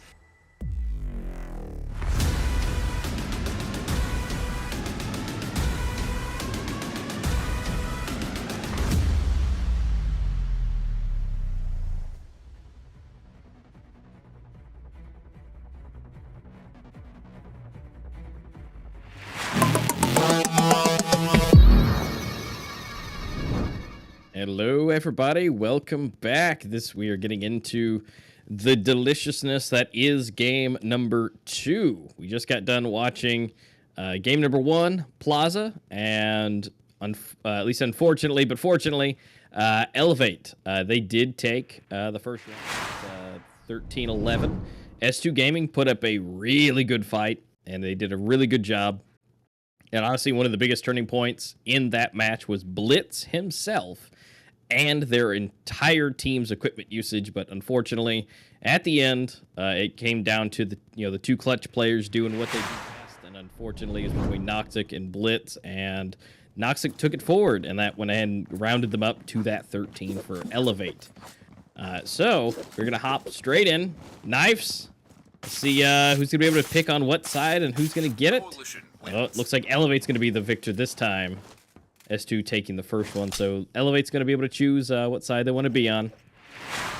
And we'll see what they have in store for us. But after what we saw on the last match, we're kind of talking off screen a little bit, as we do. But, honestly, even though this is Elevate's pick, I think they got a good chance as long as they still use that equipment. Yeah, I mean, we kind of discussed that even though this is Elevate's pick, we saw good utility usage from S2 in the last game, and Raid is really a map where utility, especially on the breach side, is very important, so it is going to be interesting to see how that kind of turns out. And look at that, Elevate, they're stacking A, they are so sure it's going to be an A push, and this is going to be so much action here.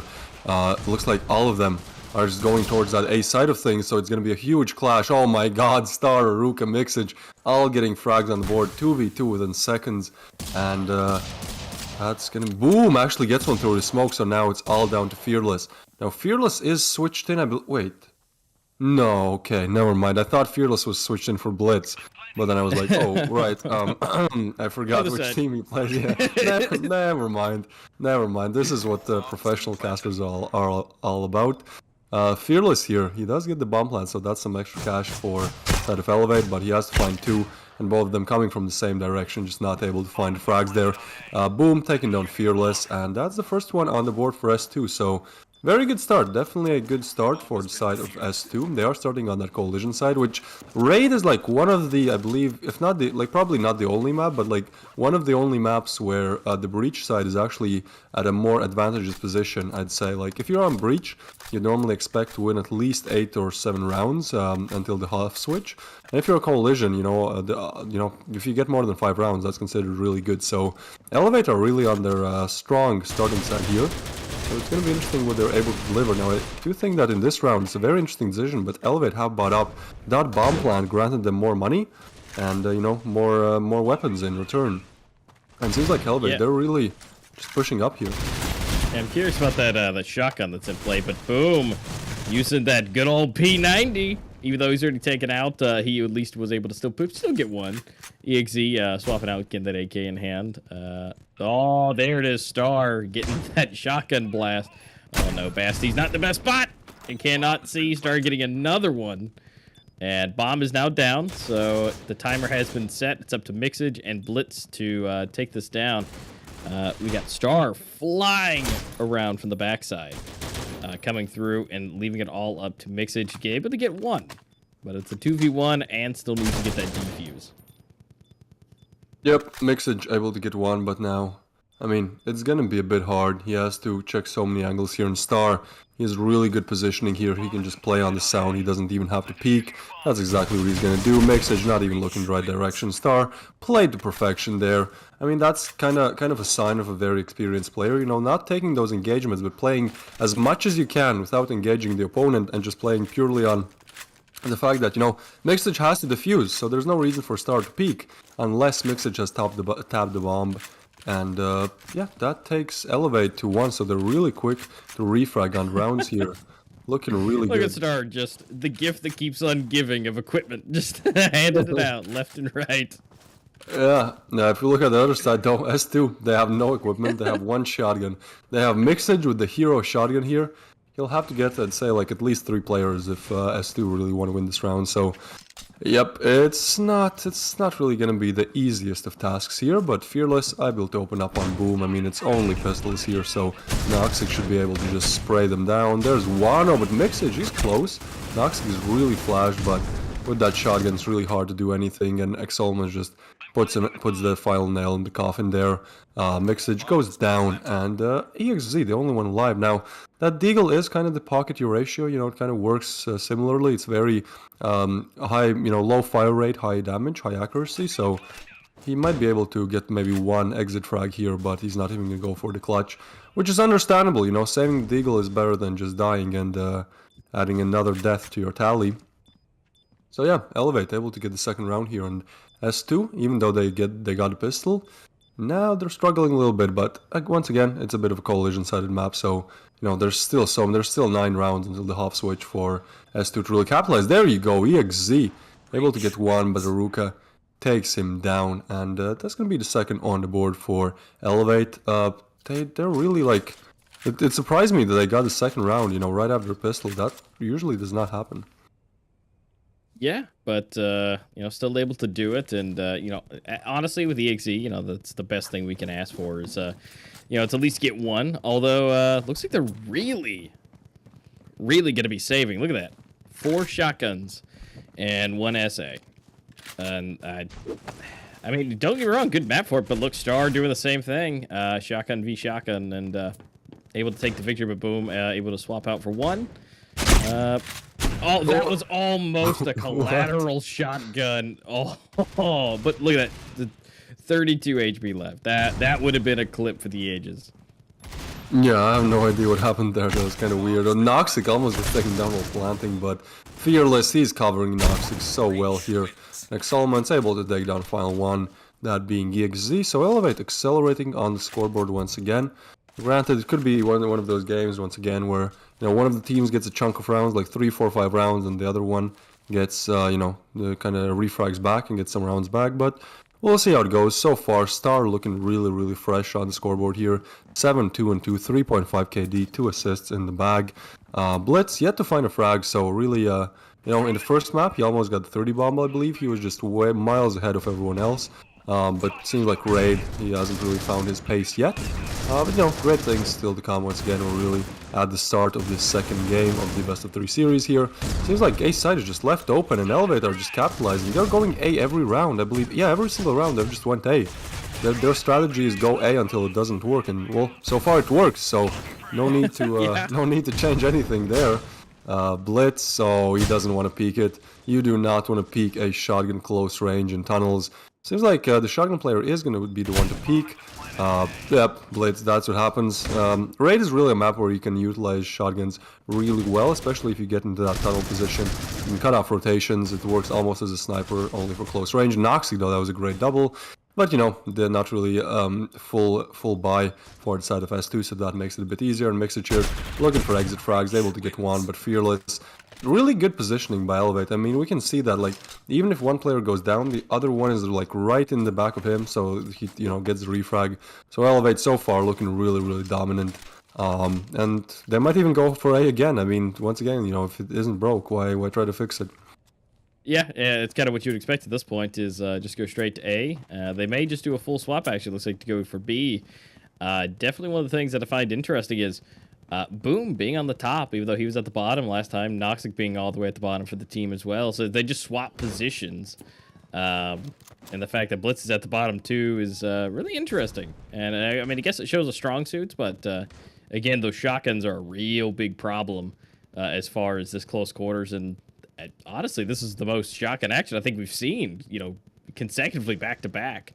And look at this. It's completely clear for B. They all went A, assuming that they're going to go A again, and now they've got to rotate back again. Ooh. And this is not going to be good. Star coming in. Clean triple. It's just leaving 2 of them left. EXE just hanging on by just a thread, and then Boom hanging out as well. But he's in a good-ish position. Good-ish, considering what happened. Is Star going to get the 100% clutch for it? Boom, maybe. No, Aruka's going to get it, and but at least he was able to at least get one with the shotgun. Yeah, Star here, just having fun, you know, having a shooting gallery, not really, just like, it's really weird how that works, but Star able to just find 2 kills in the back, getting the 3rd one as well. And yeah, S2, I mean, this happened on Plaza as well, right? Like, Elevate was, I think this was the exact scoreline. Elevate was 5 rounds up, and then S2 were able to piece together 5 rounds in a row. So, I wouldn't say that, you know, everything is lost for S2, but they really have to start doing exactly the same thing that they did on Plaza, which is getting more rounds, getting rounds in a row. And there you go, Blitz, he has activated. Believe that might be his first kill, gets the frag, huge frag. Look how much map control that gives to S2. They are already in T spawn, in breach spawn, so it's like, you know, they know where the remaining players are, because they have so much map control, and Blitz might actually get caught off guard here, because he is being watched, and Noxic so aware, so smart play there. Gets a frag, Aruka gets another one on Basti, and that makes it a 3v3. Now the bomb is planted. This is really doable, I'd say, but from what we've seen so far, Elevate don't really seem like they want to give up any of these rounds. Mixage able to find 1, so Aruka left on site. Fearless though gets the frag, and yeah, they just have to save it. EXZ the only one left live. Not really any reason for him to push through the smoke here. I mean, it's a 1v2. He has the ratio, just the better decision to save. Even though it's a hard decision, you know, it's a painful decision. That's kind of what you have to do in these situations sometimes. So the bomb is gonna explode here. And look at the beautiful explosion. A site has been defeated. The breach players have planted the bomb. It has exploded, and that grants Elevate 6 rounds on the board. Yeah, and I mean, one of the biggest things with that U ratio save is he literally had $0 in his pocket. I mean, that would have been really damaging to be able to lose that. But Elevate, rocking and rolling. I mean, don't get me wrong. Yeah, that caster's curse that we all know and love. Yeah, I still think they still have a good chance, as long as you know, they kind of get that activation under control and get it going and use that equipment like we know they can. But it's definitely opposing, looking to be a little bit harder. And yeah, what is Noxic watching? Did you see? Can we go back to Noxic? Yeah. Like, what was he watching? He was watching, like, someone is gonna. Oh, he's lining up the nades. Of course, there you go. Oh, I thought he was trying to make sure Danny. Maybe not. Okay, but hey, I thought he was just looking at maybe the smoke alarm was beeping, maybe the battery was dying. I don't know, but hey, there he goes, able to pick up one. He's really a good Samaritan there. Yeah, Fearless able to pick up Boom. Mixage by himself again. Got to go up against Noxic, which is not easy, and then Fearless, who's been doing remarkably well as the newcomer into the match. Seems like Mixage is just gonna moonwalk in the tunnels area, so I don't know what that's about. But oh no, what? Oh, he has Mixage has left the server. Meanwhile, he's doing some Michael Jackson stuff right there. But you know, it gets taken down and Elevate. That's going to be 7 on board. This is going to be really hard for S2 to come back from. I'd say they have to get at least 3 rounds. You know, 2 more rounds, 3 in total on the scoreboard to even have a fighting chance here. And from what we've seen so far, it seems like it's going to be really hard for them. I mean, Blitz is really on the bottom, and that really shows. Like in that first map, Blitz is carrying everyone, and I don't want to say, you know, Blitz is way better than everyone else on S2, but it definitely seemed like the factor why S2 were winning at the start were because of Blitz, but now with him kind of out of the picture, Elevator just able to open up that A site once again, getting down Boom, and you know, there's not really anyone else left on site. The Coalition players get smoked off, and there's not really much that they can do. You know, it's really hard to retake either of the sites on raid. So that's kind of another reason why it's more breach-sided. But Blitz is going to move in. Very, very bold move there. Ooh, EXZ, that's a nice quick scope. Looking for another one. Spots one, but Aruka. Actually, Solomon's able to take him down in Mixage. Now he is levitating, so he's a few inches above the ground. Unfortunately, his team is not really doing that well. And Elevate getting the 8th one on the board. This looks like just you know, this is, I start to understand why Elevate picked this map, you know? Yeah, definitely, especially from what we've seen now. You know, maybe they might call a timeout. It'd probably be one of those times they probably should. I'd be curious to see if anybody else gets subbed in, because right now that's not looking good doing a 4v5. I mean, maybe they don't have, maybe the subs aren't ready, potentially. Oh, it's Solomon. Yeah, Solomon's getting a nice double. Boom. There we go. Coming through, at least getting one. Although Basti does go down. Solomon's does pick up Mixage. And Boom being the last one alive. I mean, Boom is actually been doing really, really well on raid. But I don't know if... Oh, man, right in his face. The grenade landing right at his feet. Taking him out. I think this may... Maybe this is over. I'm sorry, S2 fans. I mean, I rooted for the underdog as well, S2 being the underdog in this lineup. Like Mixage is back. But yeah, maybe with Mixage back. I mean, if they get these last 2 rounds, they have a slither of hope. They have a little bit of chance, but I'd say I want S2 to win. You know, I want to at least see the 3rd map. But it just seems too dominant from Elevate. I mean, they're doing everything right, and S2 just not really found their pace. Look at this, Basti getting found off guard. $3,000 weapon getting taken out of the hands with a $1,000 weapon, and yeah, Star just moving in with another one. Yeah, this is 3. Oh no, Star, stop it, stop it, man. This is not okay. This is a violation, and yeah, I mean the only one left alive, EXZ. Not really much he can do here. What is that wallbang? Star knows all the wallbangs, all the tricks, all the tips. He has watched really a lot of videos and done a lot of research here. And EXZ, he might be able to find an exit frag, but oh, that time, yeah, just nothing is going S2's way, is it? Like the timing there was abysmal for EXZ, and not able to find the last, you know, the exit frag. Yep, Elevate with 10 on the board. They only now just planted the bomb. They're just looking for, look at this, they're just looking for the frags. They're not even planting. They're on the hunt. They're just, yep, they're just going for the frags here. Yeah, I mean, the Elevate at 10, S2 Gaming at 1, round 12. This is definitely going to be the do or die moment. You know, honestly, the fact that Blitz is not, like, he's 1 in 10. This may just not be his map at all. Mixage, although coming back, nice and strong, getting a nice double right off the bat, but Noxic taking him out. Fearless, shotgun, that tunnel, shotgun action, man. All they have to do is spend $1,000, get a nice shotty, go into the other ground, blast their face, steal their weapon, and then they're good to go. It's clean, it's easy, and they're making it, at least making it look easy. That's the difference. I feel like that's the difference. You know, things that look easy. Don't quote me on it actually being easy to do. Don't quote me on that. but look at their economy. It's paying off. They're at 71,000 in the bank. Even though we're about to swap, it's still like that is just a huge amount of money, and they're just shotgun underground. Boom. Thank you. Appreciate it, and keep going. I mean, at least S2 have gotten to 2. Like, it's still really, really just a little to work with, but there is a chance if they get this pistol, if they get some momentum going, if they get some confidence back, you know, they might be able to at least put up a fight. But Elevate 3 rounds away. Seems like they're stacking. Oh, they're pushing mid. S2 might actually hear this.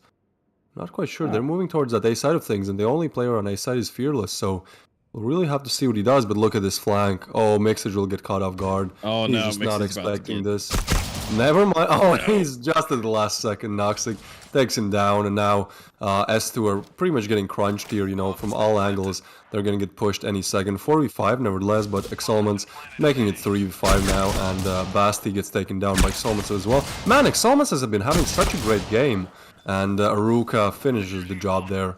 Great performance from Aruka as well, from what we've seen so far. You know, really everyone on Elevate has come alive, I'd say. And that really shows on the scoreboard. I mean, 11-2, it's not really a question which team is the better one in this matchup, at least for today. Kind of unlucky for S2, but, you know, with that AFK and everything, with them having to play 4v5 for a few rounds. But yeah, Blitz as well, kind of struggling to find kills this game, which is really unfortunate because he was really having a blast on a Plaza map. But yeah, Excelman's just kind of finishing the job, getting Mixage first, and this is looking like it's really all over here. Yeah, it definitely is, and you know, but definitely something from the interview that we heard from Elevate that they have made sure, just like that, to make sure that they continue to do better. They talked about doing that. They've doubled down their efforts on Canals because the last time with them losing on it just barely, which was a surprise to even them. So I'm not sure if we had even made it to Canals, if that would have actually worked out at all, because of them double downing their efforts and making sure that that doesn't happen again. Yep, well, it seems like, I don't know, S2, 11 rounds in a row, one of the biggest comebacks, if not the biggest comeback in Critical Ops competitive history. Well, even though I always root for the underdog, you know, I always like the team that is kind of least expected to win. I do think this is just too much of a tall order, as you would say, Master. There's not really much that they can do here. Yeah, not really. I mean, with those extra rounds, with Mixage being there, even if it was like, that was a 2 or 3, those 2 or 3 are very, very big, especially with the lead that was already happening. Aruka taking out Boom, Mixage, hey, here we go. Mixage and EXZ able to get 2, and like as we see that shotgun, looks like they're taking one out of Elevate's pages, and it's still 2v3, still totally possible, but they're gonna go ahead and get the bomb planted. Unfortunately, we're gonna be seeing Blitz, go down to Fearless, and at this look point, at where EXZ is.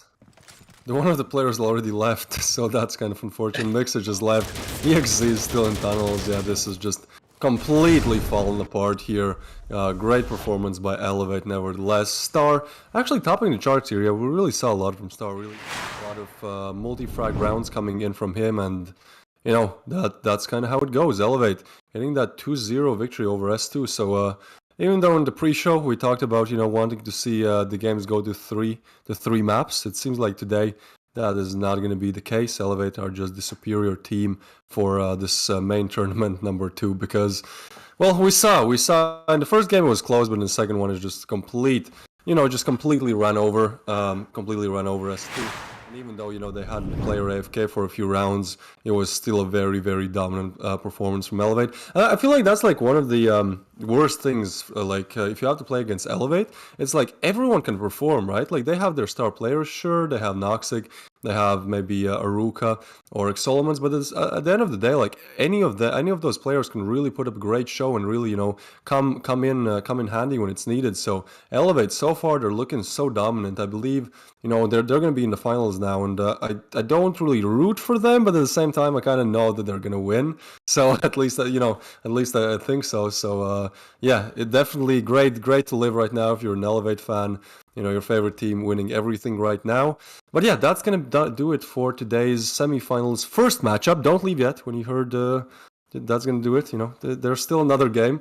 There's still another game actually coming up. It's going to be Invictus against Rain.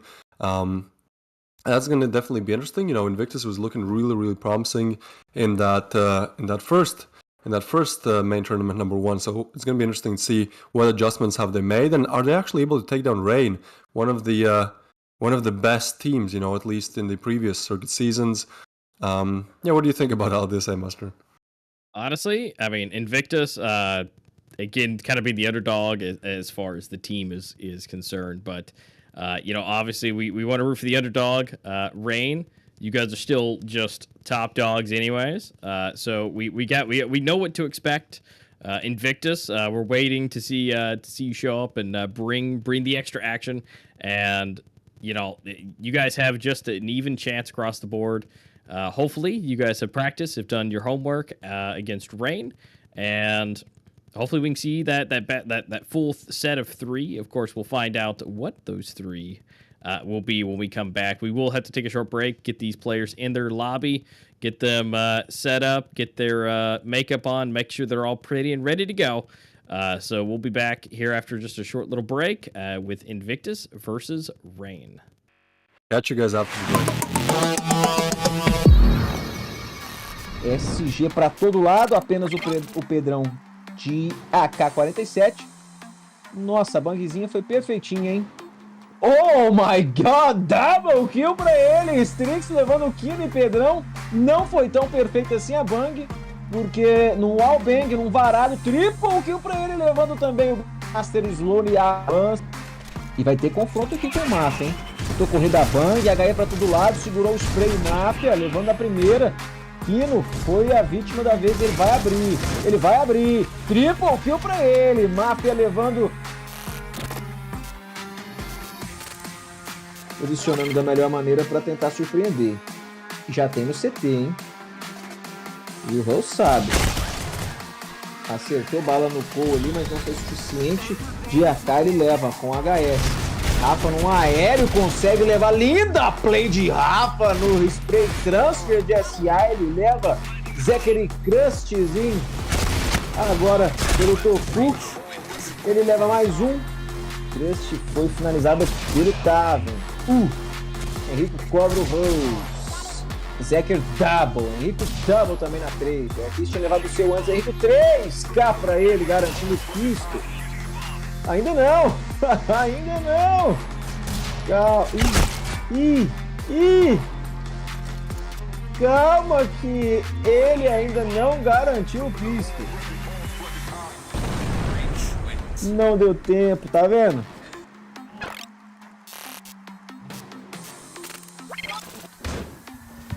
Lembrando, pessoal, que não é só o AKZ do modo competitivo em alto nível que joga de 60 FPS, tá? Temos outros players também, mas não estão nessa final. Se eu não me engano, deixa eu ver, o Rose eu sei que é 120, a Arquise, até onde eu sei, ele é 120, mas é celular. O Crush é 120, o Zeker é 120 e o Master eu acho que é 60. Eu acho, não tenho certeza. Olha ele, pai dos 60. Ele já sabia que tinha matado, porque antes de... Falta um ponto para empatar aí com a equipe da Envious. E vamos que vamos. Olha ele, Zeker, triple kill, segurando todo o avanço da BTX pelo Banana. E vai tentar o Ace. Vai tentar o Ace. 4K, finaliza o Slow, sobrando apenas um boneco. É o Caps, tá rafado. O Zeker tá no vermelho.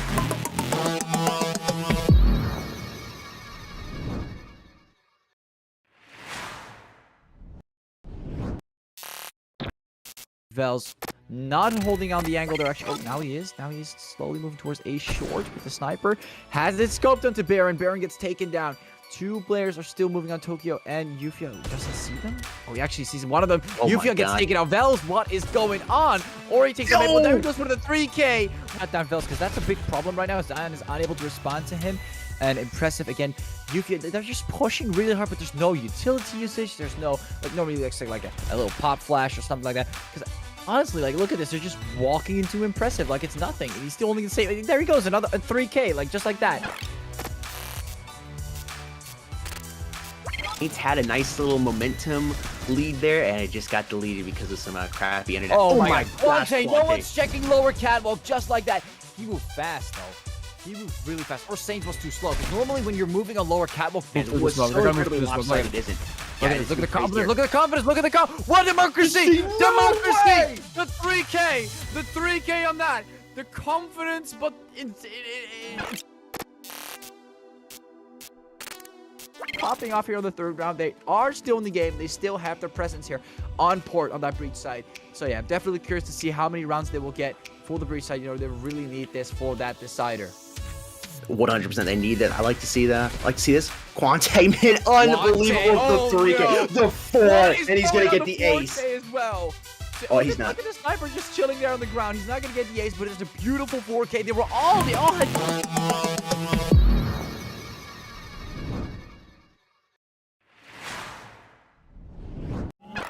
One, MGS is low. Hoodie, for some reason, just running out, trying to see if he can get a kill, I believe. And MGS would have a tough one here. It's a 1 versus 2, 100 HP on both of them, but he does take down Lucky. And will he get shot out here? He knows that one player's over towards Wagon. That's Bali. He has to just wait for this tap. MGS, though, the more time goes down, luckier he is, and now he finds himself in a winnable situation. MGS puts Rain on match point. It's the 1 versus 2 clutch that enables them, and Rain now Delightful and to Agonize, so he's alerting his teammates of that. You can see their Hayek is going to rotate out quickly, but he's not going to get a chance to do anything. Wise finds 1, 2, and 3 kills, lines them up, knocks them down, and now it's down to Coldie. Can he do anything? Yes, he can. He can trade him out. Agonize now with Coldie. They're going to have to take on this A bomb site. They will get that plant down, Coldie, but he's very low on HP. Just 3 left to his name, and now no teammate either. 3 HP versus 200. This is looking unlikely for Seminole. Saints 2 Angels could get way back into this one, but Coldie's playing a interesting spot. They're going to have to rush him, but as long as they pre-fire, he should get it. Oh, he could line them up! He could line them up! Oh my God, Coldie! Gonna try and come in now. Delightful finds 1. And they didn't see anyone over there, so he could stop the plant. He does stop the bomb plant. He gets another one. Isaac, the dagger in the back right now. This is a huge upset if they win this round out, and they will. Isaac with the 3K comes in perfectly timed. But playing so cautiously, he wasn't able to confirm the movement outside that coalition hallway. There's Ness with 1, 2. Picking up that SA-50. I might have kept that shotgun there. Looks like his teammates should be able to come behind and put down Sloan. It's a noise and actually get the backstab there on Ness. Same thing over and over and over again. But Seminole had happened to the 1 round. They're like, yeah, we're not doing that again. Oh, he almost had a clap, man. Oh, Ness! Unbelievable. Oh, he gets this. Oh my God! And teammate Vape is moving. He's gonna pop around the corner. Isaac's flash gets up. Oh, put. Oh, There is Vape. Delightful. Deciding to hang back and not push around that corner. Past glass safely. You might as well do a hard scoped. Oh, Hoodie! This time the FP6 finds a kill. 2 of them! Through smoke! 3! Does he get a 4th? Oh! Hoodie with the FP6. That's just not fair.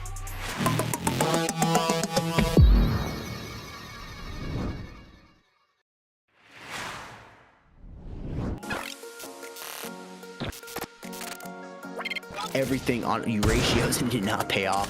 Now Follow is cleaning up with his U-ratios, fighting 2, unbelievable quickscope. The Rooms just getting obliterated. His walls coming up. Follows with a 3rd, trying to go for the 4th. Impact is able to get a kill with the position. Great. Look at this, man. He's gonna 14 rounds left to work with his HK. Easy, and this guy's got low HP. Boom.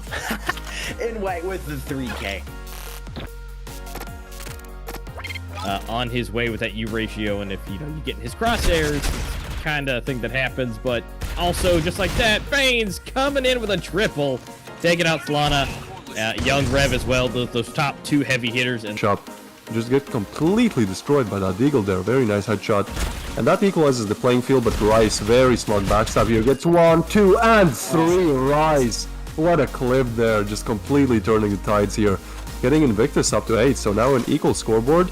And if anything, I'd say Aura is definitely not in the lead here. Definitely not in the lead. I mean, even though the scoreboard is equal, Invictus, they've gotten all of the Coalition side rounds so far.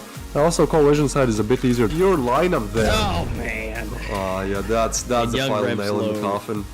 yeah, Young Rev, if he could do some great things, but here it is. Yeah, that's Rice gets Solana, heavy hitter, and now it's all up to Young. Those wall bangs come super close. He can smell those tracers. Oh god, Rice is not. Oh, the wait. Oh, he waited. Oh, the double from Rice Safari. Up almost all the way to the door, and unfortunately that's just where that's going to lie. Star getting a double kill, Solomon's getting 1. And Elevate 1B, so yeah, a retake gonna be really hard to do here. Oh, the jumping shots, but Star just, there he's just gonna mow everything. Not just yet. Star is gonna move towards that mid area, but he meets 2, but knocks against Star. Oh my god. They get like almost a call-out kill, at the same time. 2 kills moving in, and Star finds another nasty headshot on Baines.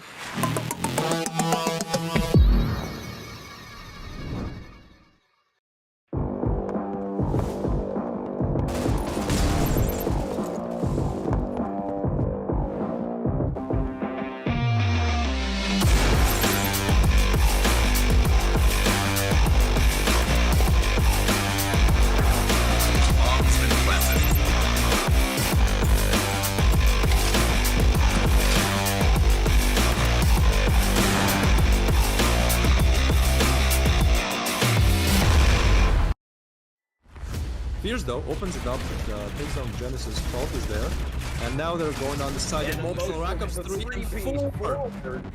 So 2 versus 2. Dave pulls out his weapon at the last moment and flicks around. Spot 1 on his hit with Conference teammate Trap. Frost to come in for the double kill and potentially the triple. Yes, he triples up. So Euphoria. Ooh, an Ecstasy with a triple there. What a play. Can he get the ace? Ecstasy, what an ace.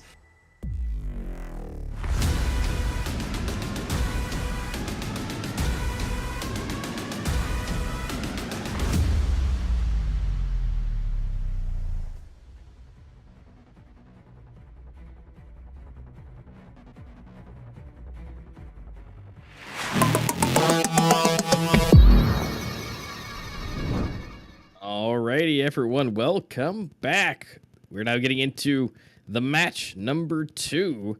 This is going to be Invictus versus Reign. This is super exciting. Again, this is the reigning champions themselves, and of course Invictus, which they've been doing just a great job, honestly. If them going back up against Reign, I think this is going to be a great matchup overall. But of course, before we get too deep into that, of course, thank you guys for being here for Circuit Season 4, which is brought to you by Critical Force, Compact Esports, Mobile Esports, and Zuvvii, which, guys, by the way, if you didn't know, there is a Zuvvii contest going on.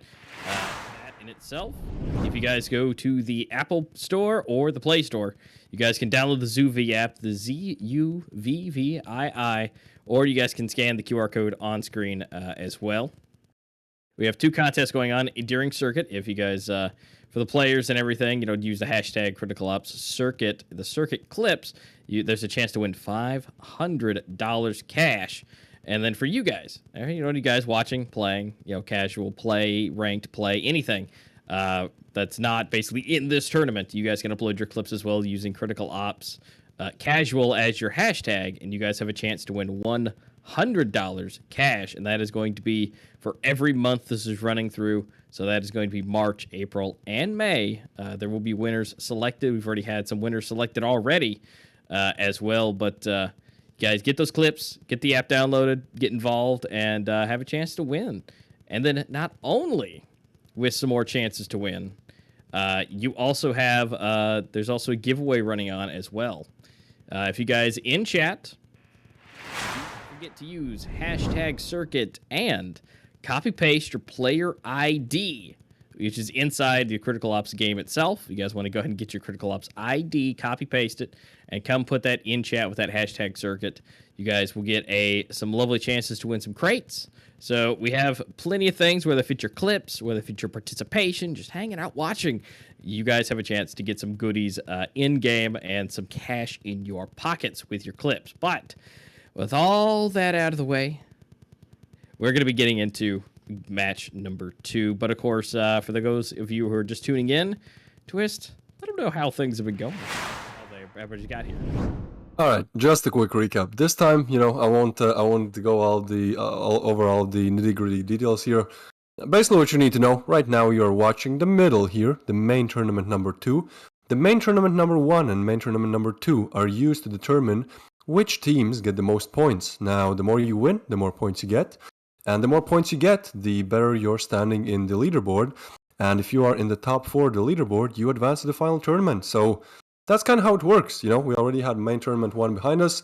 I believe if we look at the team rankings here, we will see Elevate's at the top, and so far they've been doing good in today as well. In the main tournament number 2, won the first game 2-0, so they're definitely looking to take that first place here. But what you really should focus on if you're playing in circuit is just getting in that top 4, because it doesn't really matter as much if you finish 1st or 4th on leaderboard. What matters is that you're in that top 4, because then you can actually advance to the final tournament that's going to take place, I believe, in a month or so. Now, if we take a look at teams, we haven't, just because the kind of circuit, the way how circuit works has changed a little bit, the format has changed a little bit. We haven't really seen all of these teams. We've mostly seen Elevate, S2, Rain. Actually, we haven't seen Rain, we've only seen Invictus. And then I do believe it was Valorous, perhaps. I hope I'm... Yes, we saw Valorous. Yes. And what's interesting is Rain wasn't actually in main tournament number 1. They have 0 points right now. And so, even though they are the reigning champions, literally... but overall, though, they haven't played yet. So we are going to be seeing, what this is going to be happening, because Invictus right now is number 2. So they're looking really nice, but Rain wasn't there last time to cause any issues. So we'll have to kind of see how that plays out. Yeah, I feel like this matchup is way more of a wild card than the first one. In the first one, we know S2 is good. We know they have some good players, but, at the end of the day, was kind of the favorite there. Here, we don't really know what to expect. Invictus is a new team, and then Rain, even though, as you said, they're the reigning champions, at the same time, we haven't really seen that they're on 0 points, so we don't really know if they're really as good as they were before. So this is really a wild card matchup here. If we look at the points, though, Gesha is at the top here. Then we have Safari, Vulgrant. I mean, Invictus, once again, is just a new name with the old names. And a lot of these names are really good. We have Vulgrant, we have, I believe it's Titas. Safari, for a long time, he was the number 1 Elite Ops ranked player. So definitely a lot of kind of big names in the community to watch out for. And we actually saw that they really gelled together really well in that previous main tournament number 1. Even though it was a new team, it seemed like their chemistry was up to par. They were able to play together really well. And it was not only players playing well, it was also good chemistry. But on their side, we have Rain. Now, I do believe that their lineup hasn't really changed, but Vanley has gained Dungeon in front of his name, so that's something interesting to see. And even though Envy has played way more maps, and Faultless as well, Vanley is at the top of the scoreboard just because of how the kind of rating systems work. The games that Vanley has played have been really good for him. So Rain, they're definitely, the old lineup, the same old lineup that has been together for years by now. I think it's been like 2 or 3 years since they came together with that lineup, so they're definitely something to watch out for. And again, I feel like this is really a wildcard match. I mean, we saw what Invictus was capable of, we know what Rain is capable of, and let's actually take a look at the map vetoes real quick to see, who takes what, which maps are going to be played. Hopefully your lovely map village is not going to be taken out of the picture, but at the same time, I feel like, you know, once again, it I'm not is... too hopeful. Okay, raid. We're not going to see raid. Oh, and there you go, rain. They really had to do it to them. Village taken out. So Plaza, once again, the first map in both best of threes is going to be Plaza, and after that it's going to be Canals. Bureau gets banned, so as well, and then if we do get that decider, that is support. But, you know, might not even work out. And there you go, we switched in at the right time. Genzi getting a triple in the knife round. So Rain will be able to choose the starting side. Now S2 won the first knife round in the last best of three, I believe. And I believe they started on the collision side, right? So it's going to be interesting to see if Rain takes the same path here, or they actually want to start on the breach side. But we're going to get into the game right now and see what happens. You know, the first round seems like many deagles. That's really one of the favorite weapons for players to buy in these pistol rounds. And Plaza it's kind of a good map for it, but I feel like utilizing P250, if you do it correctly, is also really good on Plaza. Yeah, no, it definitely is. And overall, you know, will this happen? Will this be the same as last time? You know, I mean, Rain being able to choose basically the same exact thing the way S2 did their pick, but overall, it's can they do it? And I mean, they're just going super slow. They're just, you know, staying here. They're stacked. Really just kind of, you know, will they go to B? It's probably, of course, obviously we get to see the overall view in the best view of the mini map, but you know, definitely A would probably be the better option, but they don't know that. So that's going to be definitely coming down to the quick flicks and their abilities to do what they've come here to do, which is take them out. Which Ventilate is going to be the first one down. Gainsey coming quickly back around, but Jeppa Baines both picking up one each. Right now it's Fallen Knight and Faultless. Of course, Fallen Knight getting the, you know, just one tap. Faultless picking up one for himself, and Jeppa taking out Faultless. And we get all up to Fallen Knight. At this point, with being Deagle's one shot, we still do see one P250, so that might take one bullet. But Baines is going to be the one to rush up and take that. So, Invictus, first round. They take it. Let's see if they can do it again. Yeah, definitely great start from Invictus here. You know, getting that pistol round win, especially on the breach side where the rounds are harder to get, is very important. So they're going to buy up, and we're going to see one hero shotgun on Plaza. I mean, Plaza is really a map. We talked about this before in the previous matchup, but Plaza is really a map where you can utilize the shotgun really well and get doubles, even triples with it. So even though that's possible, I do feel like it's really a hard task to do against, you know, full armored rifles and utility. But Faultless is going to take the house position. Very strong position here. Hard to clear, hard to check, and even if it does get checked, you know, it's only one tap, it's only one shot with the shotty to get the frag.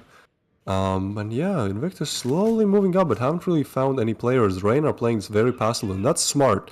You know, if you don't have the best weapons, it's smart to stick together and at least try to take down one player together, you know? Not really spread around the map. Just play together and hope that kind of luck is on your side here. Faultless.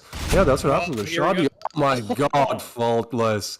That is nasty. The round might even be over after this. I mean, he has retrieved weapons as well.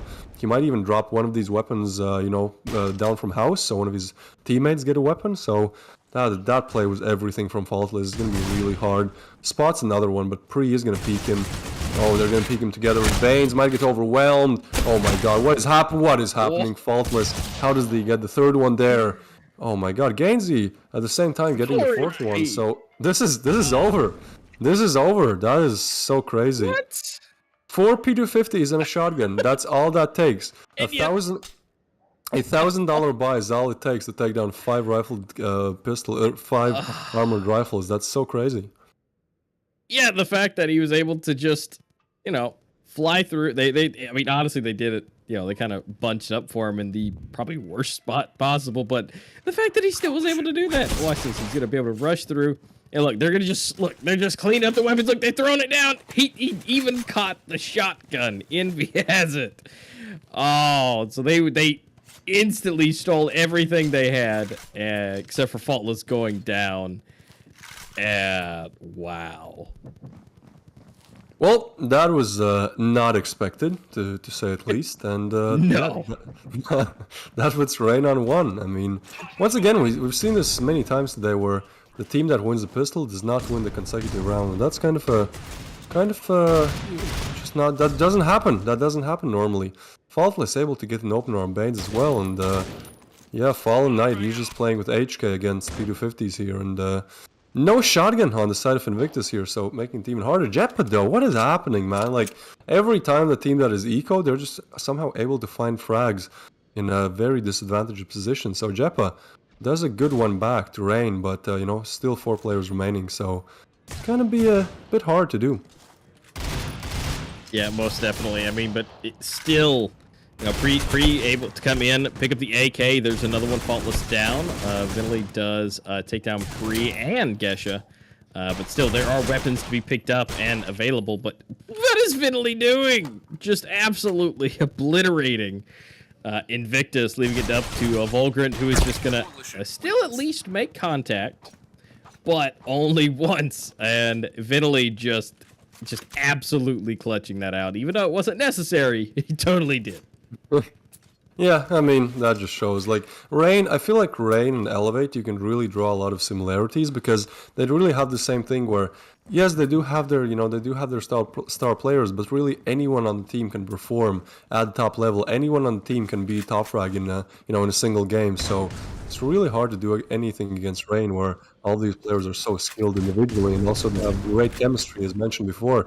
They've been together for years, man, so they really know kind of how, you know, how each other works. They know what to expect from each other, and kind of how to play off each other. So yeah, Invictus, they're definitely the ones on the low end in terms of how long they've been together. So it's really a lot to ask. Oh, look at this, Faultless. He's dropping utility. That is smart. Dropping the flash down there for Fallen Knight, I believe. And yeah, Invictus, they don't even know where to start. It seems like they're just kind of waiting for Rain to make mistakes. But on the Coalition side, if you don't peek, you don't really make mistakes, and Rain is definitely not peeking. No, definitely not. They don't have to. You know, that's just, at the end of the day, they don't have to peek. They don't have to do anything. And, you know, they're just waiting, but they've got 45 seconds left, and Rain's, you know, they're looking pretty good as far as, you know, stealing all the weapons. I mean, don't be wrong, Invictus with a bunch of AKs and SGs looking real nice. But, oh, no. Okay. I was about to say, oh, no. Faultless is about to just obliterate. But Vinley's there, along with Gainsey, to do the exact same thing. Like you said, everybody can just do the thing, and Vinley picking up the last kill. So he got 3 again. Yeah, Vanilley just finishing what Faultless started, and Rain on 3.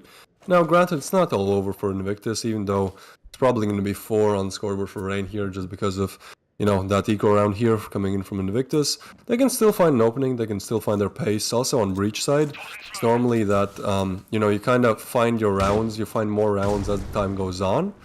Just because the in-game leader is kind of able to figure out how the Coalition kind of players work, where they hold, and then you're able to adjust. So, you know, there's still a lot of chances for Invictus to equalize this or even take the victory.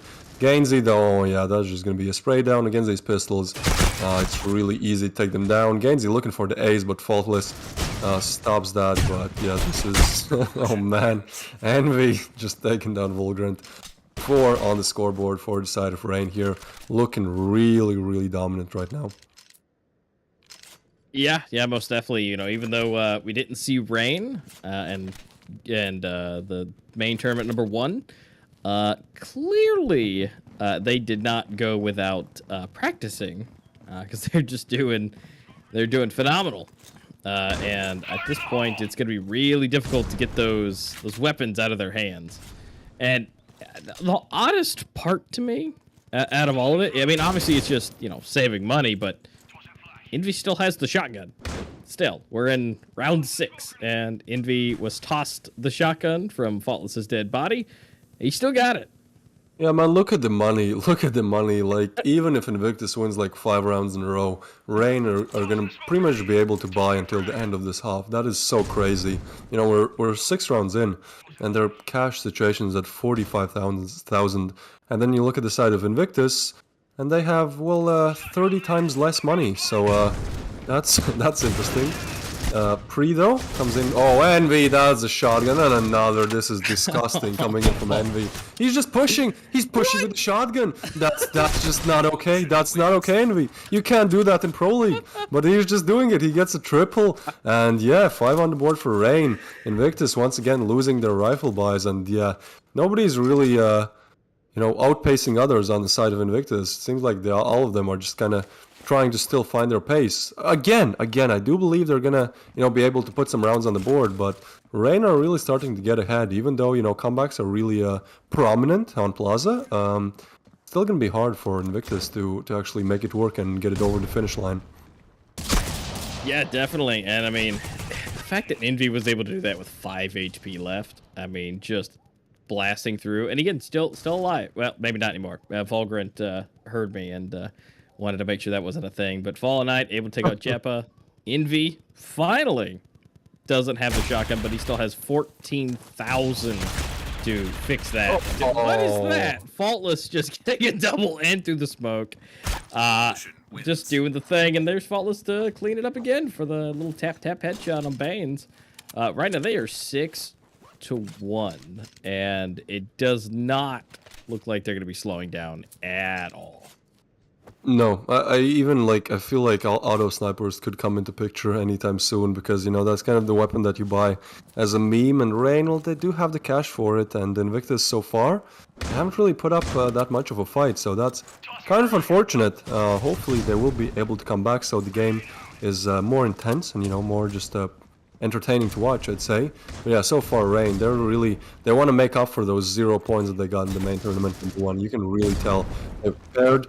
Vulnerant, nice. He gets a refrag on Envy, so now making it a 3v4 for the first time in a long while. Invictus look like they might have chance, and hopefully they will capitalize on it, because they won't really have many chances like this to actually get some rounds back.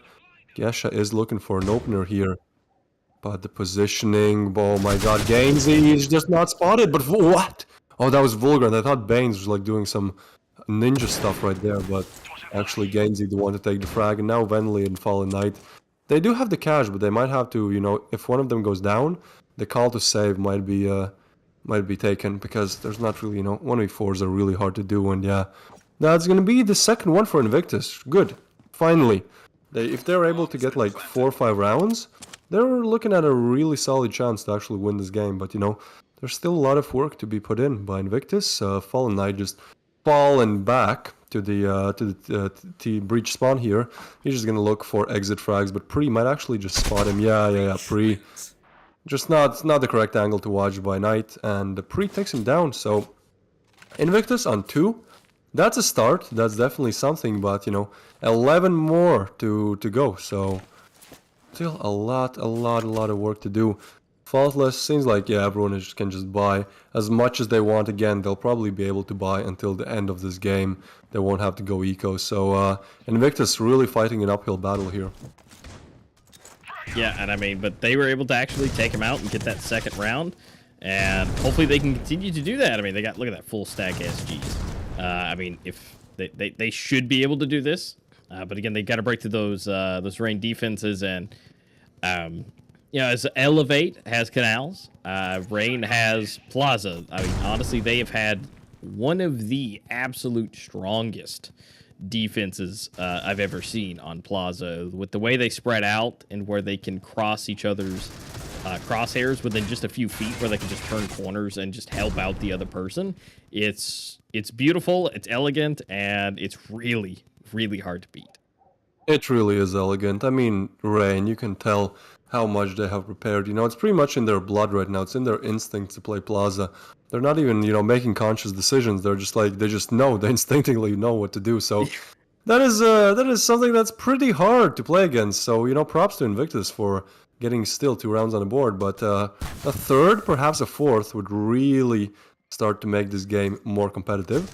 We do have reminded this was Rain's pick, I believe. So we could see a completely different game on their side, but Venly, he's just crazy, man. What is this? How? Like, I'm happy if I do that in a dead match. And then there's just Venly, who's, I mean, I'm playing at the top tier pro league. Yeah, I'm just doing this. I just spray them down, man. Why can't you do that?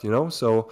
Yeah, great performance coming in from everyone on side for Rain. This is like exactly what we discussed. Like, everyone on Rain is showing off. We look at the scoreboard right now. Like, it seems like each player just has their round. Maybe Knight is not having the best game, but this is exactly what his teammates are for, to when one teammate has a bad game, the other ones show up. So Rain, really hard to find any defenses, any holes in their defense. Now, if I was IGL for Invictus, I'd probably figure out where Knight is playing and then try to push that area just because he's not having the best of games. But then again, Knight is on a Euratio, so it's kind of harder, it's just harder to push a Euratio rather than a rifle player. You have to use way more utility, dry peeking a Euratio is not the smartest of decisions, and Pre able to open it up on Envy. So once again, Invictus, and Jetpa gets Gainsey. Now this is looking interesting.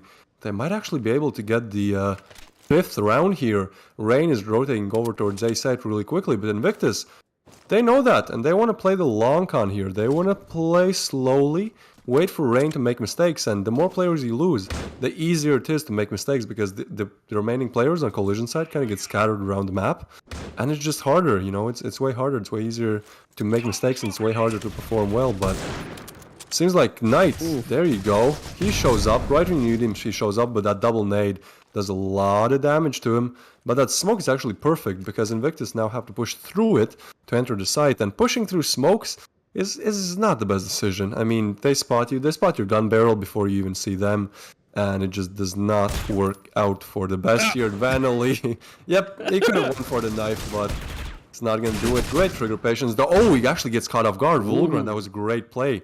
So now Faultless, that 3-4-5 turned into a 1v2, and Vulgran, yeah, he's going to be the one, responsible for Invictus' success. Now they're getting 3 on the board, and this is looking way, way better now. I mean, 3 rounds are still kind of not enough on the breach side on Plaza, but it's definitely better than 1. It's definitely better than that 1-6 scoreline that we had to before. And I'm quite sure that they might actually be able to find the 4th one in the remaining 2 rounds here.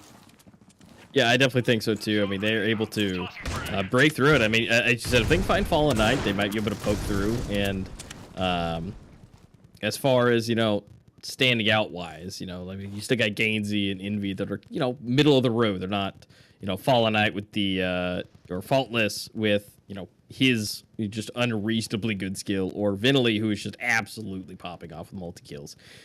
So, I mean, that might be, like I said, the best kind of way to go about it. But even though Fallen Knight doesn't have a whole lot of kills, but, his role is just hanging out till somebody pops into his crosshair. So he's still playing his role. 1, 2 even is great, because, I mean, if you got Vinily coming in, grabbing 2, grabbing 3, then all you gotta do is just get 1 as Fallen Knight with the U ratio, and then there's 1 left.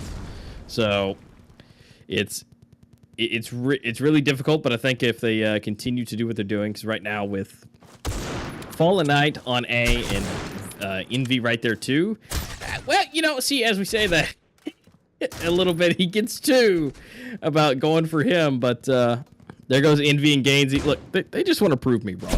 I'm convinced. I talk about how, man. Those guys are just in the middle of the road. Fallen Knight, yeah, that'd be a great place to do it. Then Fallen Knight gets a double kill. They both each pick up 1. It's like, all right, so scratch that completely. Good luck. They're playing not to win. They're playing to spite the casters. They're playing to make the casters look bad. That's really the objective here. Rain on 8. I mean, once again, 4 for Invictus would be better, but with 3, it's still doable. But oh my God, Gainsey gets taken down. That was such really jeez. That's all you can say in that situation. And oh my God, Pre takes down another. So Invictus, they're aggressive, they're ready to take them. They're Faultless, you can't do that! He just gets doubles and triples so many of these rounds, it's crazy. Finally gets taken down. Envy with the refrag though. Oh my God, Knight, he gets 1, but his position is not the best. He's gonna get peeked any second now. Does know the position of the last player though, so he drops down, and Vulgran just able to take him down while jumping. So that shows the skill that he has. Taking Invictus to 4 rounds. And now we have the pistol. And this pretty much, I'd say this pretty much makes or breaks it. If Invictus lose this round, I mean, they might be able to get a few more rounds, but it's really going to be looking very dominant for Rain unless they make huge mistakes. So Invictus, this pistol round is almost everything for them. Yeah, I definitely agree, because that's just that was a hard way to go, but they did a great job, even though, you know, say Vinley was out as far as normally he's the one getting the multi kills. Faultless still able to do it, but that's still really good that Invictus was able to pull it out. But this really is that tipping point. Again, we could again be wrong, because they like to spite us, but more than likely, in general sense, that this is going to be a really tough time if they don't pick up this round. And I mean, they're doing great. No one's died yet on either side. We've got 1 minute and 5 seconds left, so some motion will be happening a little bit. Faultless here trying to get some information, trying to see what's clear, what's not, and it looks like he's given the go ahead, and so B is going to be where they're going to be headed. Now they still got to contend with Bree. And they still got Gesha just right around the corner. Bree is absolutely leaving, but look at that. Faultless is right at the top as soon as he backs up. Able to pick him off after he got tapped once with the deagle. So, already getting the bomb plant down. And the timer is set. So, now it's up to Invictus to get in, take them all completely out. Gesha eating the nice clean headshot. Love it. And can Envy pull this off against Vulgrant? He's one tap. Nope. No. But Vulgrant does have to do a 1v3. Oh, he's got to reload. Oh, no. He's getting absolutely If he got the call out there, then maybe. But, I mean, yeah, Rain taking the 9th. This might be very, very close to being from being over here. 4 more rounds needed for Rain and 9 more needed for Invictus. So, yep, that's kind of the swap there. Faultless, though, they're going to buy 1 hero shotgun on Pre. What is this? A revolver?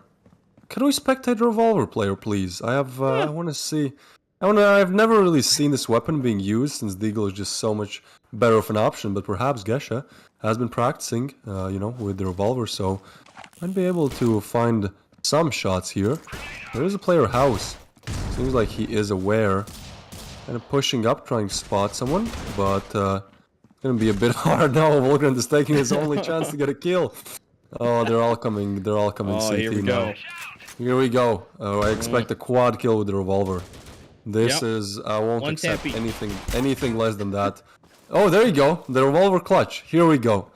The revolver clutch, and he gets. Oh, okay. Can we find it? Ah, that was close. That was really close. That first shot was nice, though. That was clean. I like that shot. Yeah. But Rain, meanwhile, able to take it to 10 here. And yeah, Invictus, they haven't really found their pace. They have found their guns, though. They have 3 AUGs. Seems like Vulgrant and Jeppa will buy as well. But, I mean, it's almost over now. And if they lose this rifle round, it's completely over. So Invictus, if they want to have any fighting chance in this game, they have to win this round. This is where the comeback starts. Yep, this is the do or die. Faultless running up in here with a shotgun. I mean, if anybody can do it, being aggressive. I mean, he's aggressive with everything, but being able to be aggressive with a shotgun. I mean, again, if anybody can do it, he can. Again, he's really good at pushing up and getting that visual information and then he just gives the call. Hey, let's rock and roll. Everybody push in. Although it looks like it's not going to be as easy with how they have it stacked. We are going to see Gainsey here having a bit of an issue. Jeppa holding, waiting for the backup to happen. Which is, oh no! Right there, it's Faultless. Jump shot, shotgun. But hey, Vulgrant, you need the headshot. Fallen Knight going down. So it's even. But, ooh, Gesha flying through the air. Vinley just locking on exactly what he's been doing. Yeah, not sure if that was the best decision by Gesh here. I mean, again, I'm not the one competing, you know, but he made so much noise there in the close range angle. I mean, all that Venley had to do was really just hold that angle. He was really prepared because he heard the noise. But you know, once again, maybe Gesh expected something else to happen, which could have happened, but unfortunately not. So now it's a 3v3. Envy finds one on Vulgrant, and Venley slowly taking over the site. The call has been given. That side is clear. Oh, but Baines. He's able to find one, and even though Faultless has been playing really well, he's gonna get the plant. No way.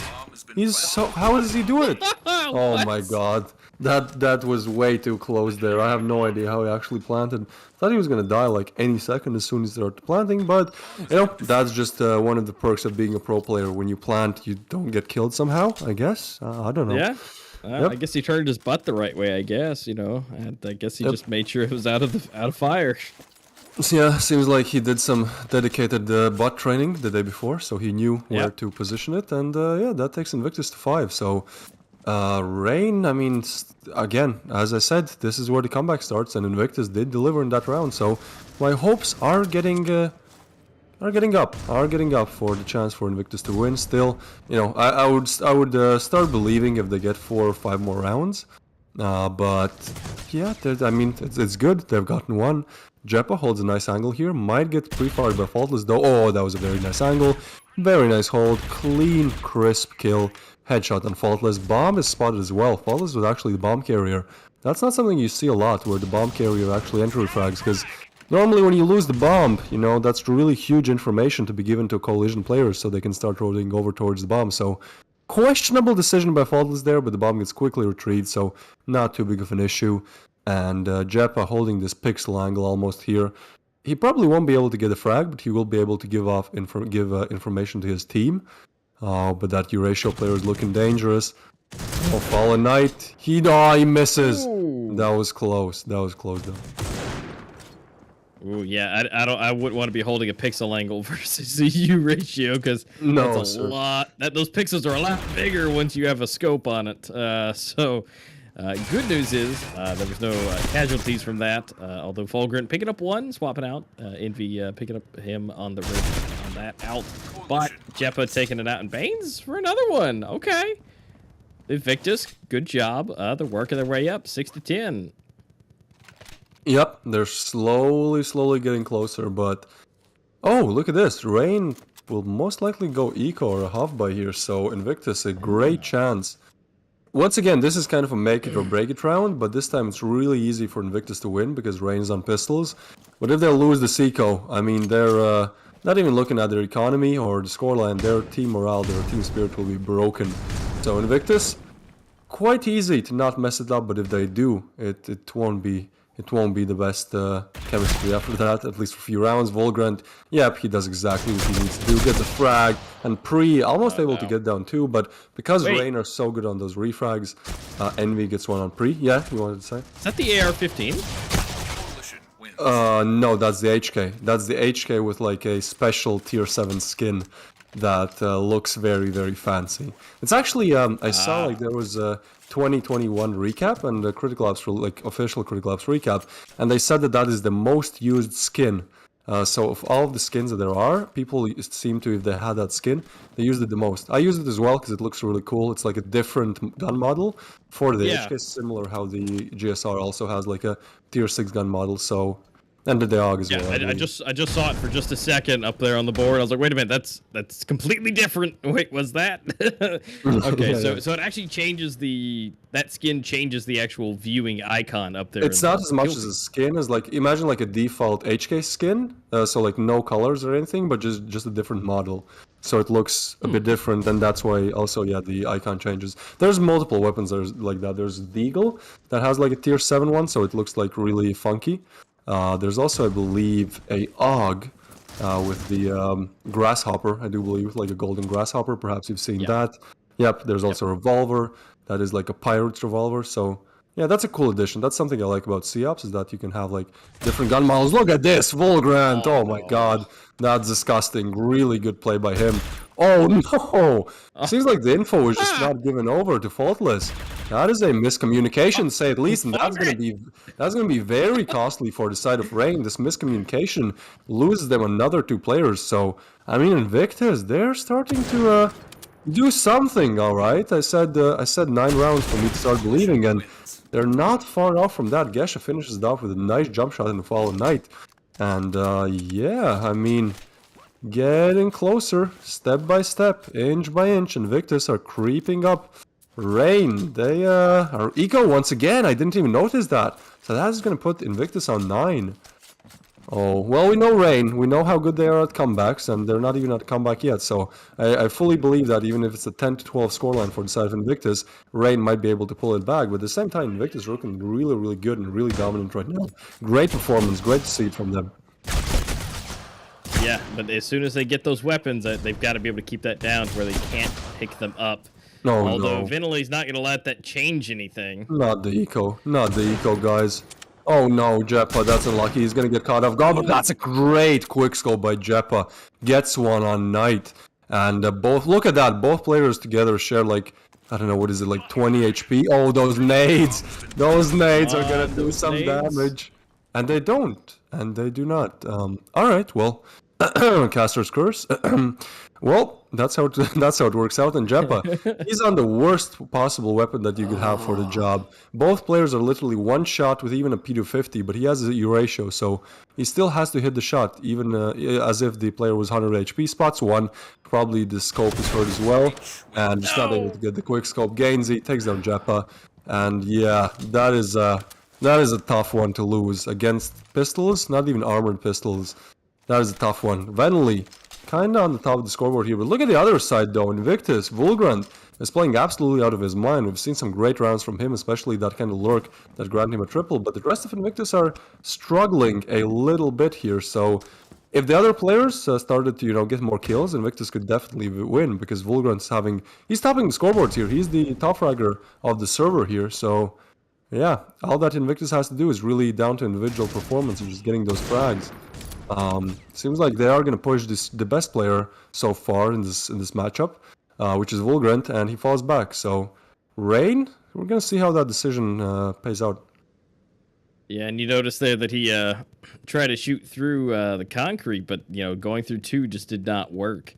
That of course we can see that with the fancy powers that we can see through the walls. That was lined up perfectly, but unfortunately, the game physics did not allow that to happen. But yeah, honestly, for that last round, I think a weapon swap to that AUG that was on the ground would have been a better bet, because again, they were so low in the one shot. I think that might have been the tipping point right there. Yep.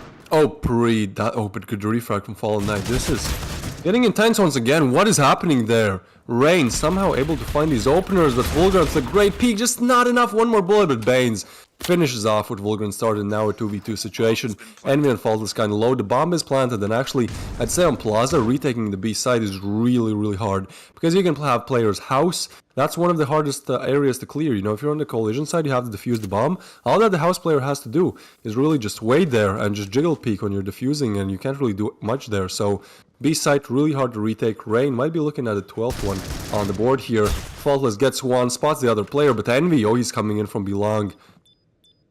The bomb is not planted for house though, and oh, he might just stick it. Vulgrant's gonna stick it. Vulgrant, what a play! No way. Oh, and he went Vulgrant. He is so good. He single-handedly wins the round there. That is why there is the saying that pros never fake. Vulgrant, it really takes courage. It really takes confidence to just stick it. To just trust your instincts. Trust that you're there. You're not going to get taken down, and that's exactly what Vulgrant did. Great play by him, keeping Invictus in the game here, really by the fingertips. But still, they are in the game, and they're potentially looking to get the 10th one on the board. Oh no, Knight! Oh. You can't do that. You can't just rush in. You can't just play with the Euratio like it's a shotgun and just kill people long range. That's really a crazy shot. That actually might turn the tides here unless Invictus are able to find a refrag. Yeah, definitely. I mean, at this point, they're down 1 on Invictus. I mean, they've done really well. They've come straight up from the depths of just being so down. And here we go, Gainsey taking down Jeppa. This is, I think, that point for this round. It's a 3v5, unless Vulgrant wants to, do that thing again. Where he's just like, taking everybody out. But apparently that's not gonna happen. Envy went ahead and take him out. Pri able to take out Gainsey, so it's a 2v3. But Gesha, look at that, like absolutely no HP. Could be any more than 5. Left, they've smoked it off. Grenades are flying out. Fallen gets Gesha through the grenade, and what? Fallen Knight just getting just a blast with the U-ratio through the smoke and getting the kill.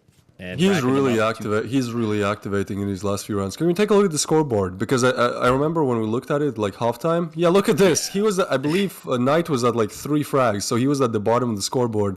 And since then, he has just popped off, man. Seems like every round he's just getting frag after frag after frag. Leader and assists as well. So Fallen Knight, let's see what he can do. Perhaps we can see some 360 no scopes. That would be very cool.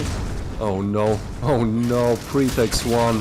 Gesha does get the Deagle frag, very crucial frag, because he's going to get overwhelmed in a second. Pre-fire by Envy. Venly takes down Jap as well, now all in the hands of these 2 armored shotgun players, Banes and Vulgrant, against full rifle loadouts. It's going to be really hard to do anything here. They really need to catch timing. They need some kind of luck. They need something to keep them back in this game, and unfortunately I feel like pure raw skill is not going to be enough. Oop. And peeking back. Oh, still doing some damage. Doing some good damage. Why is he not I'm actually surprised. Oop, got one. Fallen Knight does go down. 2v2. They've got both different weapons in hand. The SGs, the no more shotguns. But Vinily just spraying through the smoke, ready and waiting. And that's going to be match point and game. That's going to be Rain taking the victory, 9-13. So congratulations for Rain for taking that first official round. Look at that, Ventilate 24, and like you said, Fallen Knight coming all the way up from 3, as we were talking about him, not really doing a whole lot, and just is like, all right, I guess I got to do work now, and decided to bring it all the way up to 17. Very good job by everyone, and Vulgrant really keeping the team in the game. Oh yeah, he was definitely the main driving force here. Like in this game, if they had any fighting chance, it was definitely in the hands of Vulgrant, and he really tried. I mean, I do believe he was still kind of the top frag of the server, or very close to that, so definitely Vulgrant tried, but unfortunately not enough. We saw some underperformers as well. I won't name any names, but make decisions for yourself. But hopefully in the next game, those underperformers become overperformers, become someone that takes 20 bomb, takes 25 bomb.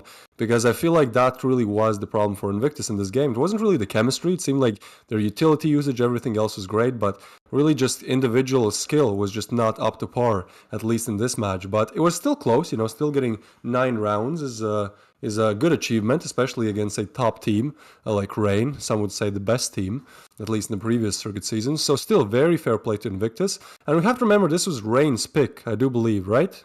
Am I correct here, A-Master? I hope so. I saw someone in the light saying so we'll just run with it. No, that was definitely that was an Invictus pick on that one. So not too good. We'll kind of have to see how this is about to roll when it comes to going to map number 2. Being Rain's pick, Invictus still being able to hold their own, especially with Vulgrant holding up the MVP there. So hopefully they can. Continue to push forward. Hopefully all of that can be moving ahead. Although the good news is, even though they haven't won the first one, we do have a glorious interview with Invictus.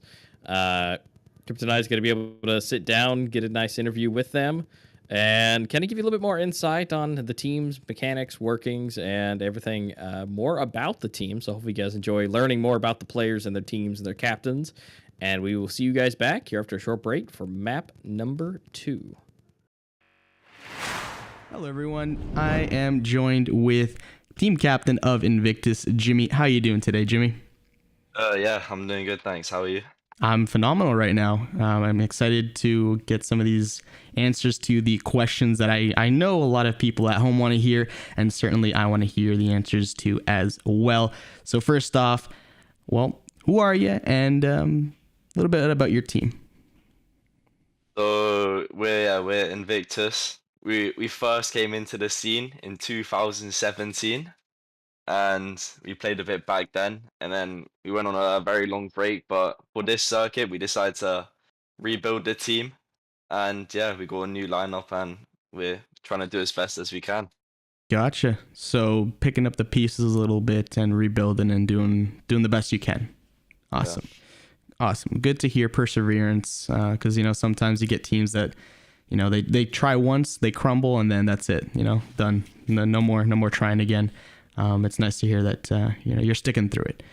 So for the main tournament, the first main tournament, you guys tried some things and maybe had a little bit of success with some things, maybe not so much with others. What are you maybe doing differently or preparing more for this time around? So last time, I think we obviously had a good run. We came second, but obviously it's still not enough. You want to be that first place team. Of course. And we didn't really have a lack of preparation, but compared to some of the other teams, they were doing a lot more than us. And this time we're trying to implement a lot more team play and using grenades effectively and stuff. Whereas last time we were just trying to win off of just out aiming our opponents. Now we're trying to make it just a really complete team, I guess you could say. The puzzle pieces are kind of fitting together is what you're getting at. Yeah. Cool. Yeah, that's always awesome to hear, because like you were saying, out aiming is an incredible part of critical ops. Yes, but people sometimes forget. You can't just run and hope you get every single frag. Sometimes, and more often than not, actually, you do need to use your lethals and tacticals correctly, as well as just where you place them is incredibly integral to getting that round, and potentially at the end of it getting that victory that you covet. So that's it's a lot easier to kill someone when they're flashed. Yeah, no, exactly. The pop flashes or the smokes, or the double nades or whatever it may be, whatever combo you want to muster, it makes it incredibly easy in comparison to just running and trying to out aim your opponents.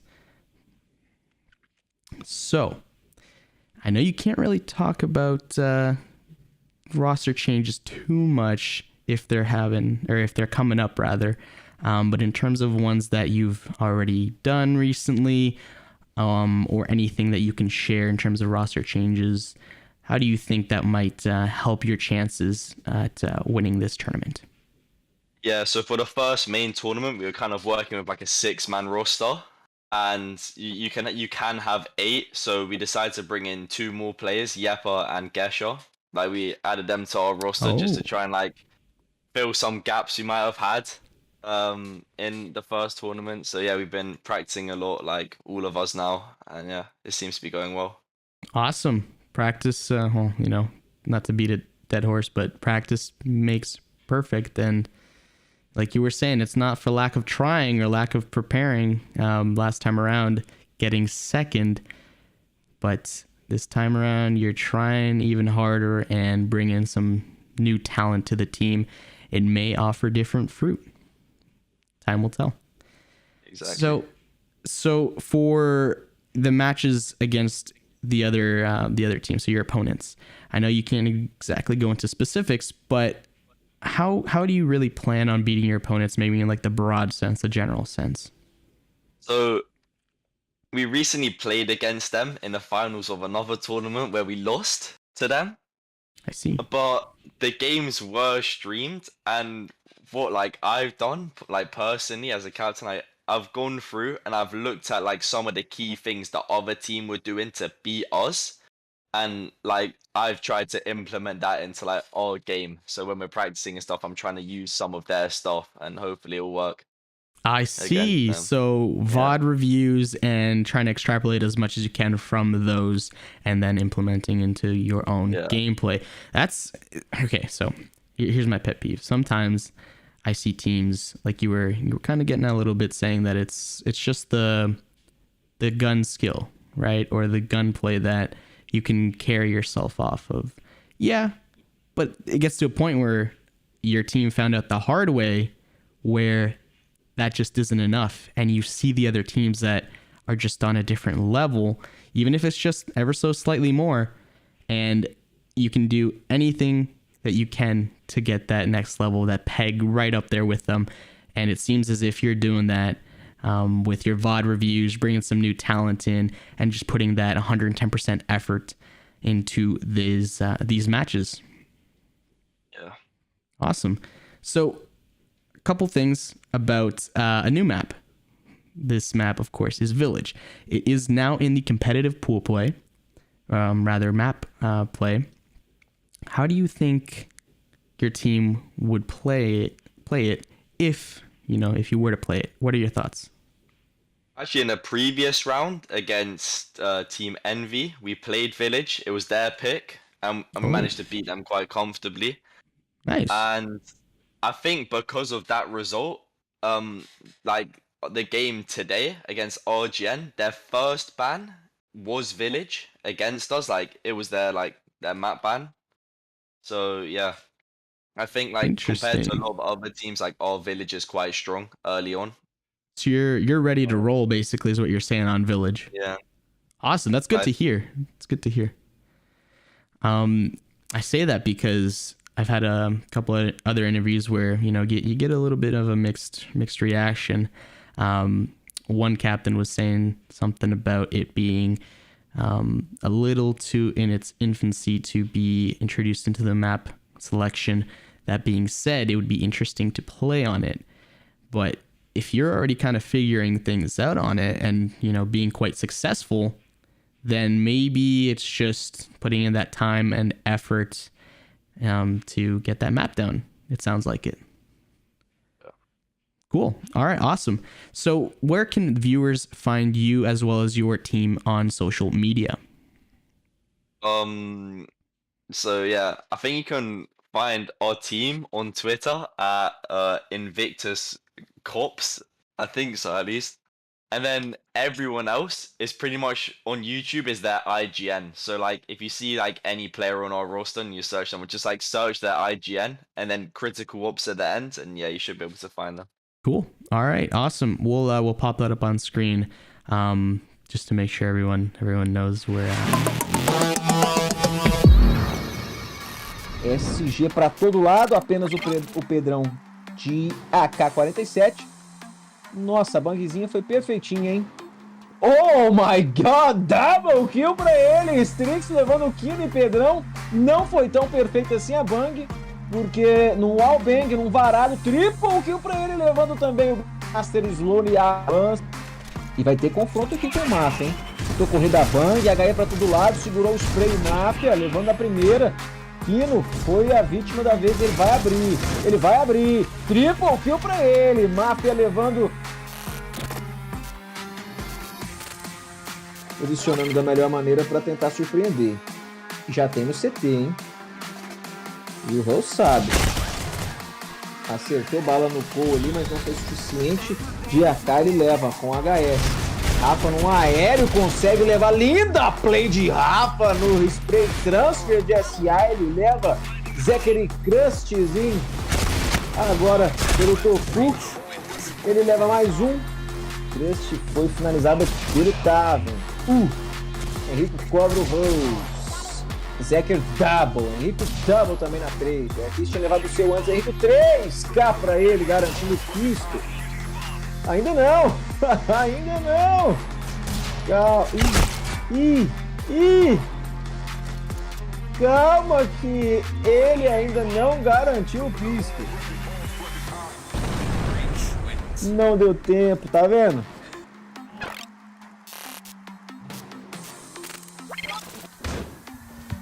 Lembrando, pessoal, que não é só o AKZ do modo competitivo em alto nível que joga de 60 FPS, tá? Temos outros players também, mas não estão nessa final. Se eu não me engano, deixa eu ver, o Rose eu sei que é 120, a Arquise, até onde eu sei, ele é 120, mas é celular. O Crush é 120, o Zeker é 120 e o Master eu acho que é 60. Eu acho, não tenho certeza. Olha ele, pai dos 60. Ele já sabia que tinha matado, porque antes de... Faltou um ponto pra empatar aí com a equipe da Envios. E vamos que vamos. Olha ele, Zeker, triple kill, segurando todo o avanço da BTX pelo Banana. E vai tentar o Ace. Vai tentar o Ace. 4K, finaliza o slow, sobrando apenas um boneco. É o Caps, tá rafado. O Zeker tá no vermelho.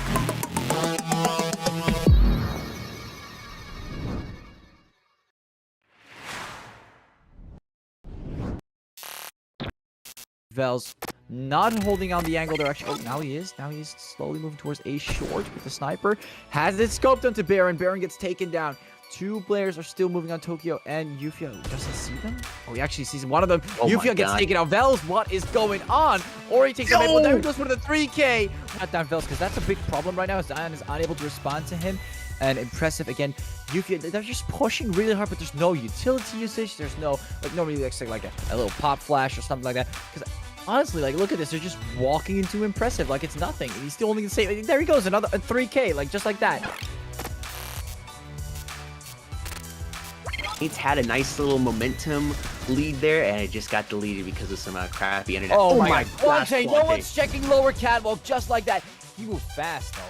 He moved really fast. Or Saints was too slow. Because normally when you're moving a lower catwalk, it was so incredibly lopsided, it isn't.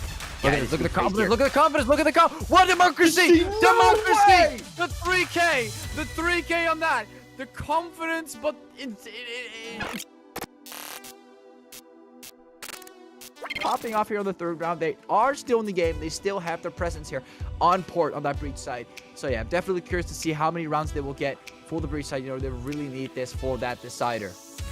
100%, they need that. I like to see that. I like to see this. Quante, man, unbelievable. The 3K, no. the 4, and he's gonna get the ace. As well. Oh, he's not. Look at the sniper just chilling there on the ground. He's not gonna get the ace, but it's a beautiful 4K. They all had.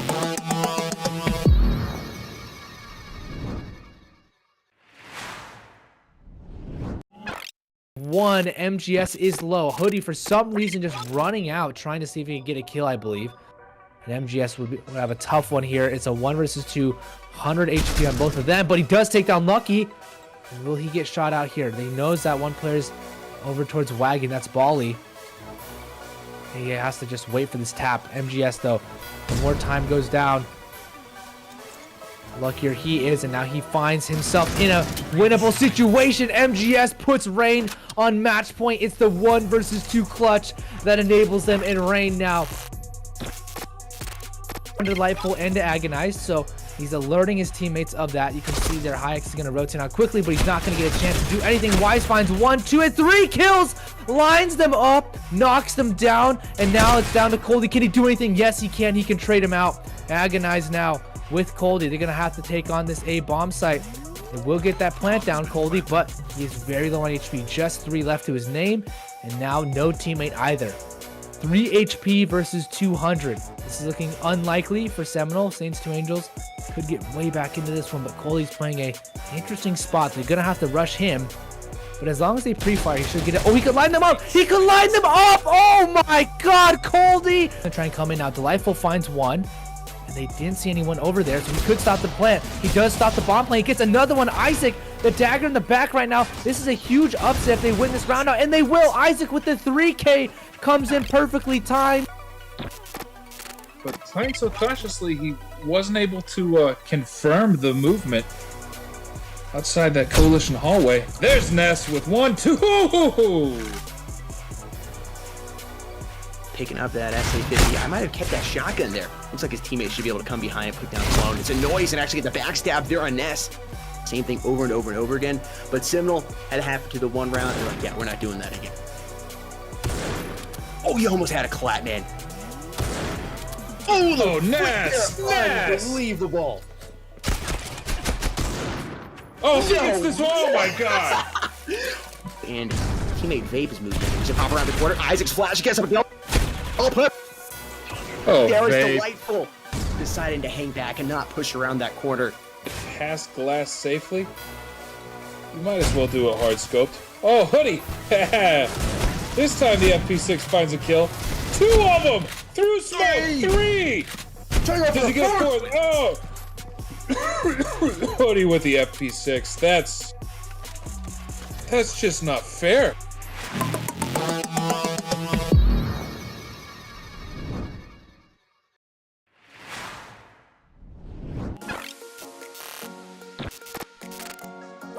Everything on U ratios did not pay off.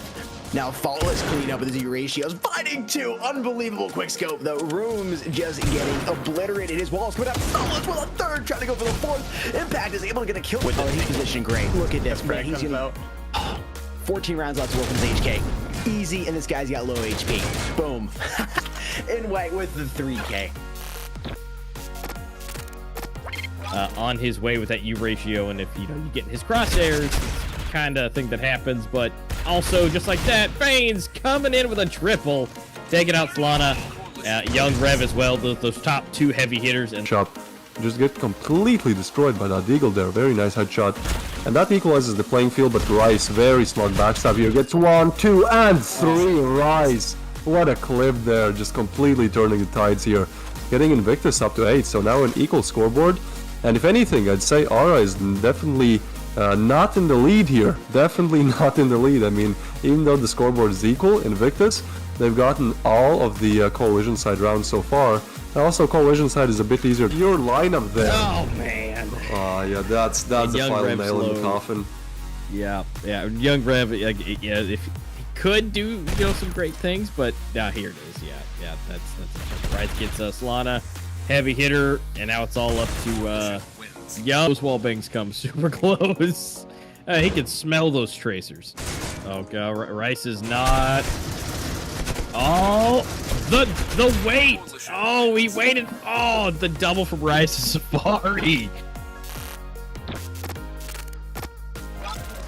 Up almost all the way to the door. And, unfortunately, that's just where that's going to lie. Star getting a double kill. Solomon's getting one. And Elevate 1B, so yeah, a retake gonna be really hard to do here. Oh, the jumping shots, but Star just, yeah, there he's just gonna mow everything. Not just yet. Star is gonna move towards that mid area, but he meets two, but knocks against Star. Oh my god. They get like almost a call-out kill, you know, at the same time.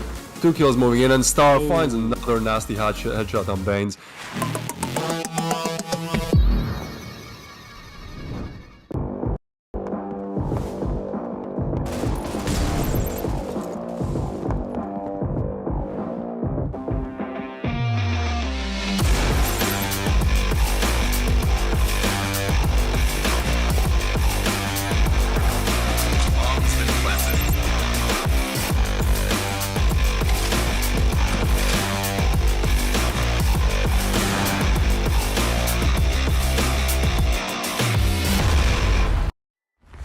Fierce though opens it up, takes on Genesis, Fault is there, and now they're going on the side of multiple rack-ups, 3 and 4.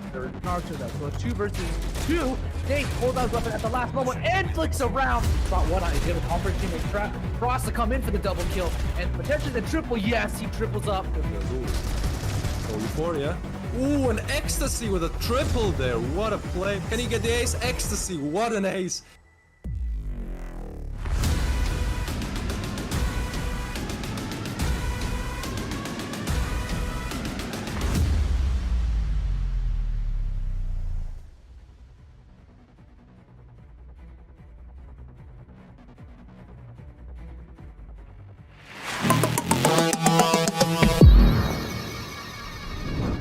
All right, guys, welcome back. Ladies and gentlemen, back to the absolute matchup of Invictus versus Rain. We just got done with game number 1. Rain did take that victory. Invictus did put up a very good fight, but unfortunately, on Plaza, that did not go as planned as far as for Invictus is concerned. Rain did pick up that win, and so they're going into game number 2. And so they still have a good chance. I don't know. It is Rain's pick, so we still have that. Invictus did lose on their map because they did pick first. So, what do you think? Well, as I said, like in the pre-show before the first game started, I said it's kind of a wild card. You know, we didn't really know what to expect from Rain since they had lost some. You know, they didn't get any points in the main tournament number 1, and so I was feeling kind of, you know, not that confident about Rain. But now, since it was Invictus map pick, the Rain won it. They looked really dominant. It looked like all of the players were up to par. You know, they were playing good. I do feel like this is going to be 2-0 for the side of Rain, especially playing on Canals, which is Rain's pick. Now, granted, there could be some upsets. Hopefully there are. As always, we love to get those to that final game, you know, because it's the most fun, the most entertaining to watch. But at the same time, I feel like this is going to be Rain's game, unless Invictus have really prepared this Canals map. Yeah, because overall, Rain has done over the past year plus. They've trained really hard on Canals, so seeing what they can do. Which at this point, they are not going to be the one to get a pick. And look at Jeppa getting a triple kill during the knife and giving them that great chance to choose which side they want to be on. But again, Rain has done a lot of work on Canals. They've really made sure that they've done good and really learning the map, and being their pick, it's gonna be hard. Although with Invictus, we don't really know what they have up their sleeve as far as historical data on Canals. So if they, it's still the wild card, but let's cross our fingers. Invictus, this is your time to shine and take Rain's map away from them. Yep. Well, this is the first round, though. They're all gonna group together. Faultless and Gainsey able to get those 2 frags, and this looked like it's Rain's round all over again. But actually, something might change a little bit. There's, well, you guys see what's happening. Unfortunately for us, we don't see the game, so we're gonna have to wait a few more seconds until we actually do. But the pistol round is over, from what I can hear from the sound cues. It seems like, there we go. Yes, nice. Seems like Rain were actually able to take the first round, so we were correct. You know, when you get the opener 2 frags, most likely you also convert. Now, you convert the following round, and Rain, they are able to buy up now, so they're going to be playing against these Deagles right now. 1 P250 on Gesha, and yeah, Rain just starting off strong. Winning the pistol round is really important. Yeah, definitely. And I mean, one, I like Faultless, that beautiful MP7. But look at Fallen Knight. Still trying to get that sniper action in early. What is Faultless doing? Well, maybe not. What is happening? What is happening here? What? I have no idea. Man, how did it turn into a 3v5 so quickly? Those Deagles are so deadly. Yeah, Invictus, great conversion here. And Faultless, he will just get caught off guard here. Oh my, no way. He's 2 HP, but he keeps fighting. I mean 4 HP, but double the HP is still probably not enough to clutch it out. This is insane from Invictus. They just turned it to 5v5 into a 3v5 when all they had were these Deagles. So, Rain, maybe they overestimated their abilities here. Spots 1. An enemy actually able to take him down. Yeah, this is... I mean, Faultless with 4 HP. We've seen some great stuff from him, but this is really a hard task to do. What? How did that deal? I have this round is jokes. this is okay. Invictus. Now it's an I guess he equal just hit him scoreline. in the beard or something. He missed the head just perhaps. barely. Perhaps. Oh my God! What a round! Must have a beard underneath that face covering there. It just looked like his head, but I guess it just wasn't. Yeah, it does. It does seem so. That's why you grow a beard, so you can deflect bullets in real time. Exactly. So Rain, now they are on the receiving end of these rifles, and Invictus so far definitely. Man, I feel like from what? This is the 8th pistol round today, right? And I feel like from those 8 pistol rounds, the following round was won by the other team 6 times out of 8. That is something that almost never happens. And able to take down Gainsey. Oh, Davenley almost able to take down 2, but 1 with the P250 is still very good. Unfortunately, it's probably not good enough to win this round.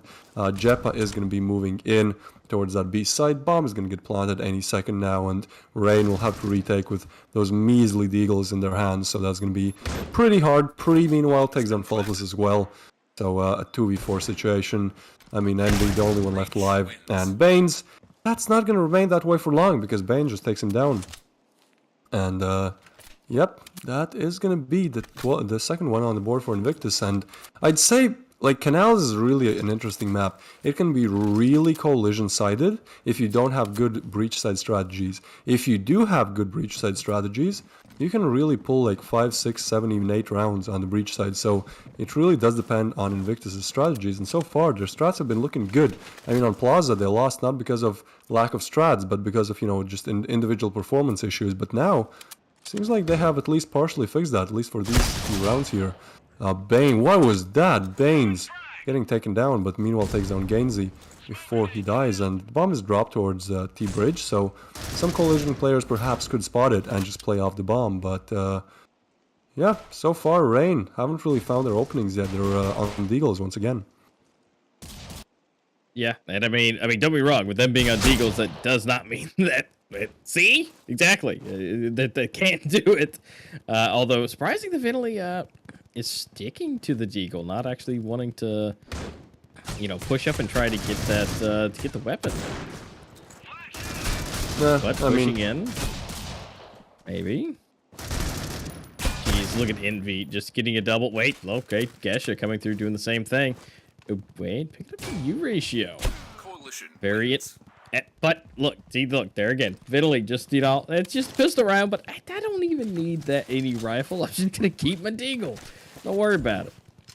I have no idea how these eco rounds work today. It seems like whenever a team has Deagle, they have an increased chance of winning the round. Like, it's crazy, but that's just the way that it goes. And yeah, Rain equalizing the scoreline once again. Envy on 5 kills. That's pretty good for 4 rounds. But we're still in the really early stages of the match here, so it could really go any way here. And it seems like Invictus, so far their strategy has been going towards that T-Bridge area, trying to take A control, trying to perhaps take some mid control. And Rain aren't really challenging Invictus in that mid area, so they're kind of giving away mid for free. And Gesha, that's what happens when you have mid control. You know, when you peek mid, you just get taken down. So 4-5 now, even though Gesha is low, there's still a bit of an advantage for Rain. Oh, and he spots it with Volgran. Great flick there. Takes down Knight. And now it's a 3-5 situation. Yeah, definitely. And you know, if they can take that control, which it seems like they're really doing. Although, wait, Faultless may be able to take mid back here, which looks like he does. Nice double kill. But at this point, it's a little bit now in favor for Invictus. But Faultless is super low, 6 HP. But that doesn't matter, like, at all, because he's just gonna get the quick headshot. Pre goes down, make it in a 2v2. But it looks like they're gonna go ahead and slide over to B, get that bomb planted. And wow, the grenade from Jeput coming through takes Faultless out, so they don't have to worry about that anymore. And so it's all up to Envy to slide across, and it's going to be Jepa versus Envy. And Envy's going to take it, but look at that, Envy down to 12 HP. Volgrant all the way at the top. So, I mean, Mr. MVP himself, Volgrant, up against Envy. I think they got a pretty good shot at this, unless Envy just gets an absolute, just straight to the forehead shot. Yeah, he needs to get a headshot here. Does spot the player, but once again, he's really low, so 1 bullet will do the job. And Volgrant does exactly that. So taking down Envy, getting Invictus 3. This game is so far turning out way more competitive than we expected. Invictus really showing that they have been preparing not only on their map picks, but also on, you know, other teams' map picks on other maps. And it's good. It's definitely paying off, at least for now. But now Rain, they are on a full buy. Knight is on a ratio, and we saw how good he was in that last Plaza game. He went from like 3 kills to like 17 in a matter of like 5 rounds. So he really popped off there, and he's looking to do that once again, holding this this cross area. Yeah, definitely. I mean, he has the potential to do it, and I guess it all depends if he feels like he wants to, or if, you know, he's feeling in the groove, which honestly, after that last game, he should be feeling pretty good. Again, being able to pull it up from 3-17 by the end. But at this point, you know, they have the ability to go any direction, whether it be A and or B. Right now, obviously, as the powers that be that we can see, A would be the best option if they want to. Looks like there may be a peak. I mean, we do have Gesha kind of moving up, kind of in the mid area, so maybe. But looks like Pre's not getting any information. Nobody's making any moves. So they've just really got to hop down and get the bomb and make a decision. They got 45 seconds left. Gesha, 5 HP. Gonna be the bomb carrier. And see about getting around, or sorry, not the bomb carrier. That's gonna be Baines with it. Jeff able to pick up one. Envy going down. Making it a little bit nicer. Yeah, there we go. Fulgrin taking on Faultless. Cleaning up the A site. Now it's going to be them to a full retake once they get the bomb planted here in just a second. And now the timer is set. And let's find out. I don't see a lot of movement. I don't see Fallen Knight moving. Yeah, I mean... checking his pockets, maybe. I don't know. Maybe that's some 2000 IQ strategy that we are just not able to decipher yet. But yeah. I mean, Gainsey taking down Jeppa, but now it's a 3v3, and the time is definitely not on the side of Rain. Yeah, they're just going to hold this. They're just going to wait for exit frags. I mean, they probably will get at least 1 or 2 frags because they're pretty much covering all entrances here. But yeah, they just have to give the round over. There's not really much that they can do here. Anyway they go. Anyway they go. And then the bomb takes up Baines, yeah. So they at least did a lot of damage. Ooh, Vulgrin right the last second. Vinley gets taken out. Okay, so they at least made it even on the economy side. You know, 1-2 going down, but still picking up 1 on the way out as well. So nothing too damaging, but definitely, you know, even though there were still 3 of them left, they just wanted to go ahead and pick them off at the end. They were going to give them the round, but they wanted to really hurt their money flow more at the end. Yeah, I mean, Jeppa, once again, great opener. It seems like we're looking at a completely different team here, even though, again, he's able to get the refrag. Invictus are looking so much more dominant. And even though Envy, once again, getting the refrag, but it's 2v3. The Deagle players have not retrieved any weapons now, and that nade is disgusting. Envy really eats that. He's going to push out, trying to spot some players because he saw the smoke, so he expects someone to be close. Oh, but Vanley, that kill is huge. He wants to get the weapon, though. And he is going to be able to do it because both players are towards that A side of things. Oh, the positioning here could be everything. I mean, okay, never mind. Invictus are able to take the site. So I was kind of waiting, you know, for Envy to maybe peek main and get like a 1 off-angle frag, but it seems like we're looking at 2v2 refrag here. And actually, I'd say the A side is quite easy to retake. Like, if there are no utility on the side of Invictus, it would be even easier. But it seems like Baines, you know, he could really throw like a smoke main, perhaps flash main to make it even easier. But yeah, Gesha takes down Envy, and now it's all in the hands of Venley. He's had some great shots, but Baines, just good angle holding, you know, just the regular stuff, doing the most basic things that you need to do to win. And there you go, 5 on the board of Invictus. I mean, Rain are slowly letting Invictus get away with this. You know what I find interesting? The moment Vinley picks up an AK, dies. It's like, I think Vinley should just hang out with the Deagle the whole time. I mean, that's just, we're just seeing Vinley just popping off with the Deagle. Maybe I mean, yeah, that's the most they, you know, they use. So, I don't know. Maybe it's just a lucky Deagle for him. Yep, I mean, Knight is trying to get a pick here, but yeah, I don't know, man. Like, I can't. I'm looking at what Rain is doing, and it seems like Invictus, like, it's not even that they're running better strats. It seems like they're just purely out-aiming Rain. Like, their utility usage is good, but, you know, not anything to write home about. It seems like, you know, Invictus, they're just better at aiming as of now, but we know how good Faultless is. We know how good all these other players. And there you go, right? When you mention him, speak of the devil. Faultless gets a crazy triple there, taking Rain to 3, and that is definitely why you do not, you know, you do not think that you've won. You do not think that you might win early when you're playing against Rain. I think Rain might be one of the only, if not the only team who has successfully completed a 2-12 comeback, I do believe. I'm pretty sure they got like 11 rounds in a row, like 2 or 3 circuit seasons back. So yeah, Rain, you can never count them out, even if they're, you know, way more, if they've lost way more rounds.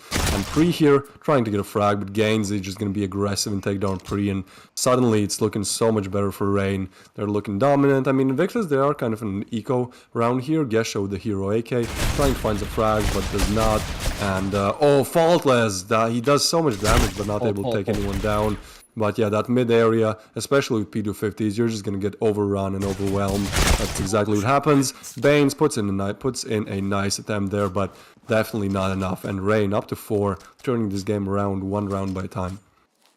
Yeah, Gaines picking up 3 kills out of that. We're just playing cleanup, you know, and that's just part of the team effort, you know, playing cleanup, getting all those 3 right there at the end. And, you know, honestly, even in my entire time casting critical ops. You know, I've only seen one other team do like a 12-1 comeback in my entire time. I don't think the team exists anymore, but it was Military Gaming. I saw them go from 1 to 12. They were the 1, and then they ended up getting 13-12. It was absolutely ridiculous, and it was on Legacy. But I mean, Vulgrant here trying to get them ahead a little bit better to make that gap look a lot nicer. Starting off and I thought he got the frag, but that was Gesha. Yeah, the timing there was perfect. Envy gets taken down. Gains with a nice refrag though, but Vulgrant, he's aware. He knows what's going to happen. He takes down the frag, takes the bomb as well. They're going to move towards that A side of things. Oh no, Baines gets caught off guard. No damage done to Gaines as well, so this is still doable.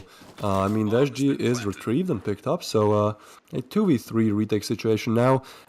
There is one smoke and one nade on Vulgrant, so perhaps he will smoke off a main or something. But Gesha, he's done this the second time in a row. He's really good at just kind of waiting an elbow and then peeking at the exact right time to kind of find the players off guard and take them down. And what is this? There's another player down low, but Venley, he is in the same situation, lit with the sniper, and Gesha finishes off the job. Someone who did not perform well at all on the first map.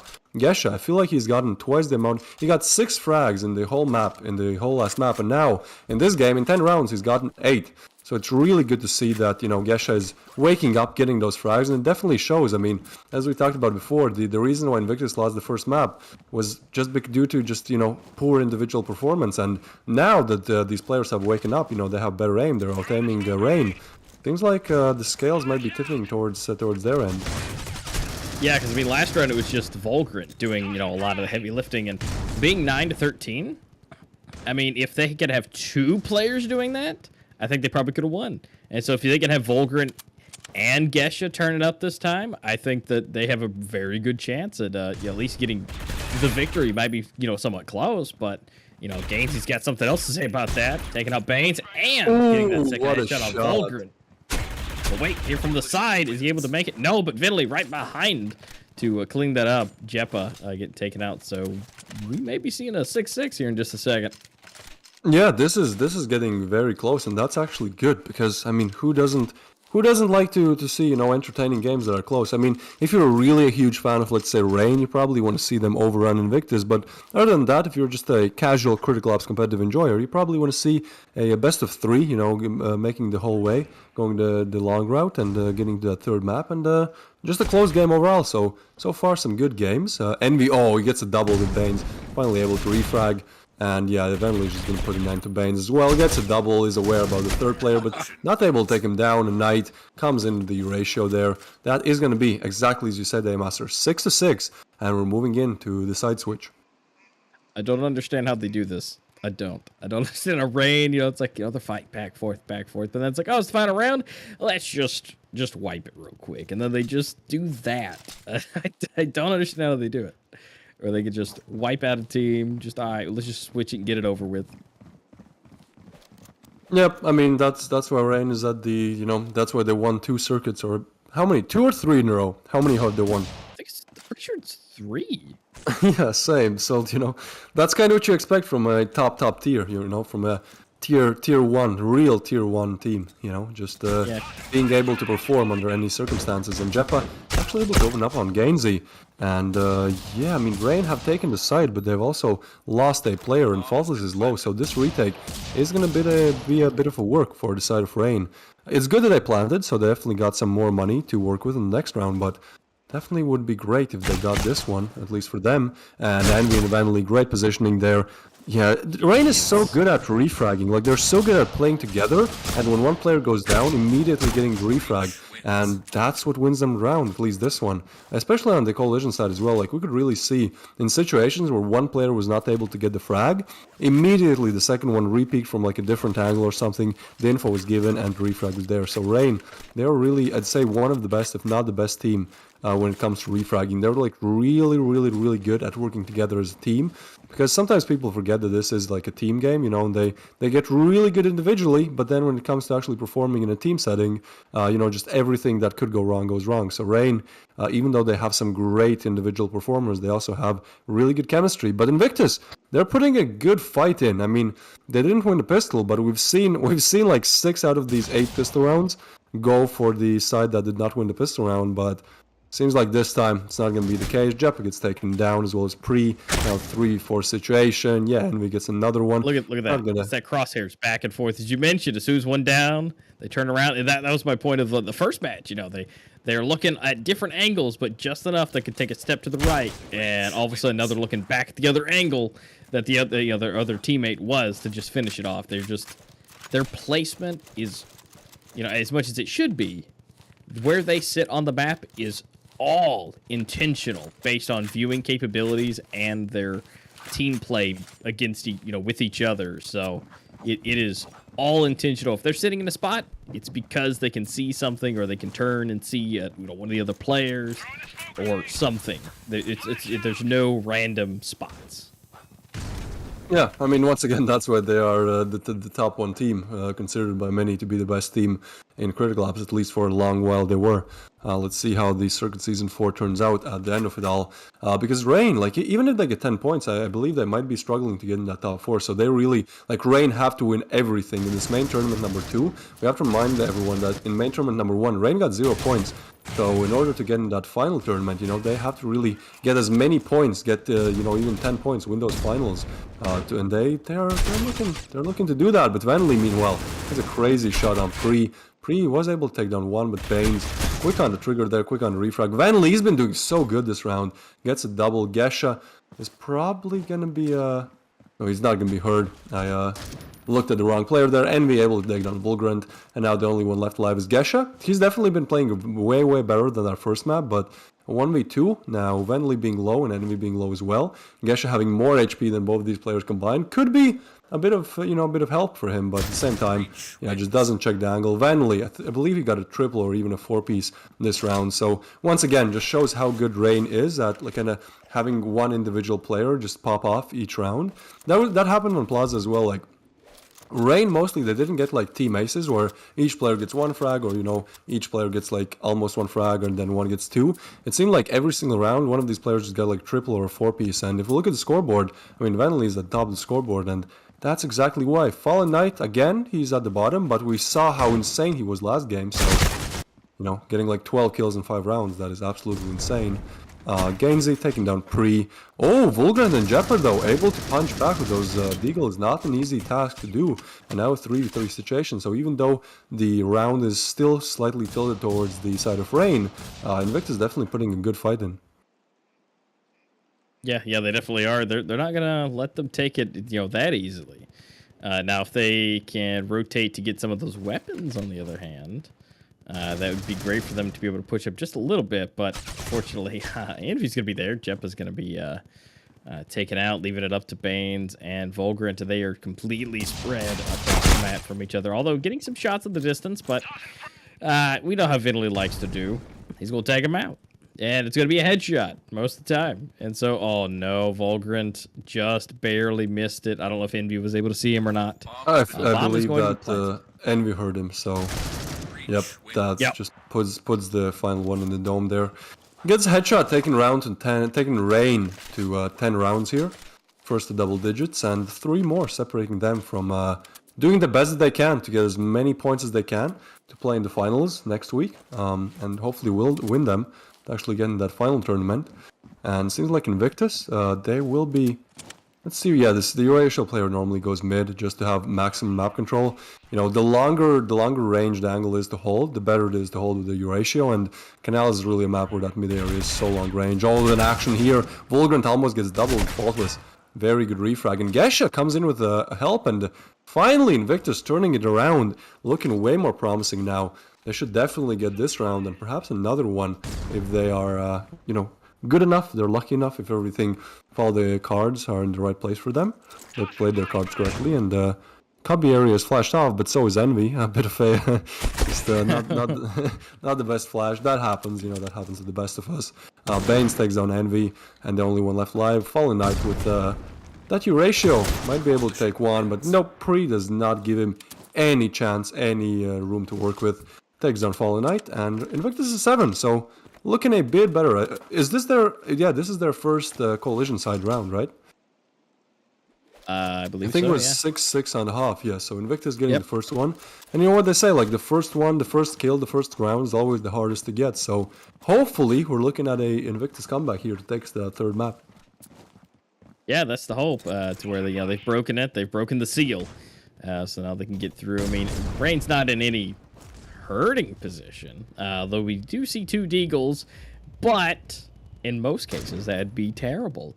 But as we've seen with Finley, which he doesn't just have a deagle, but as we've seen with him, that just having a deagle does not mean anything, considering these players can run straight deagles and take half a round like that. Fall is running in, getting a headshot, and just dominating, picking up a weapon. Fallen Knight having a better efforts. Fallen Knight, Envy as How well. do they do this? Picking up. I don't know. That's what I'm saying. You see him with a deagle, and you're like, oh, that's probably not good. But then it's Rain, and look, Faultless says it. There's a gun on the ground, but he's choosing not to. He's choosing.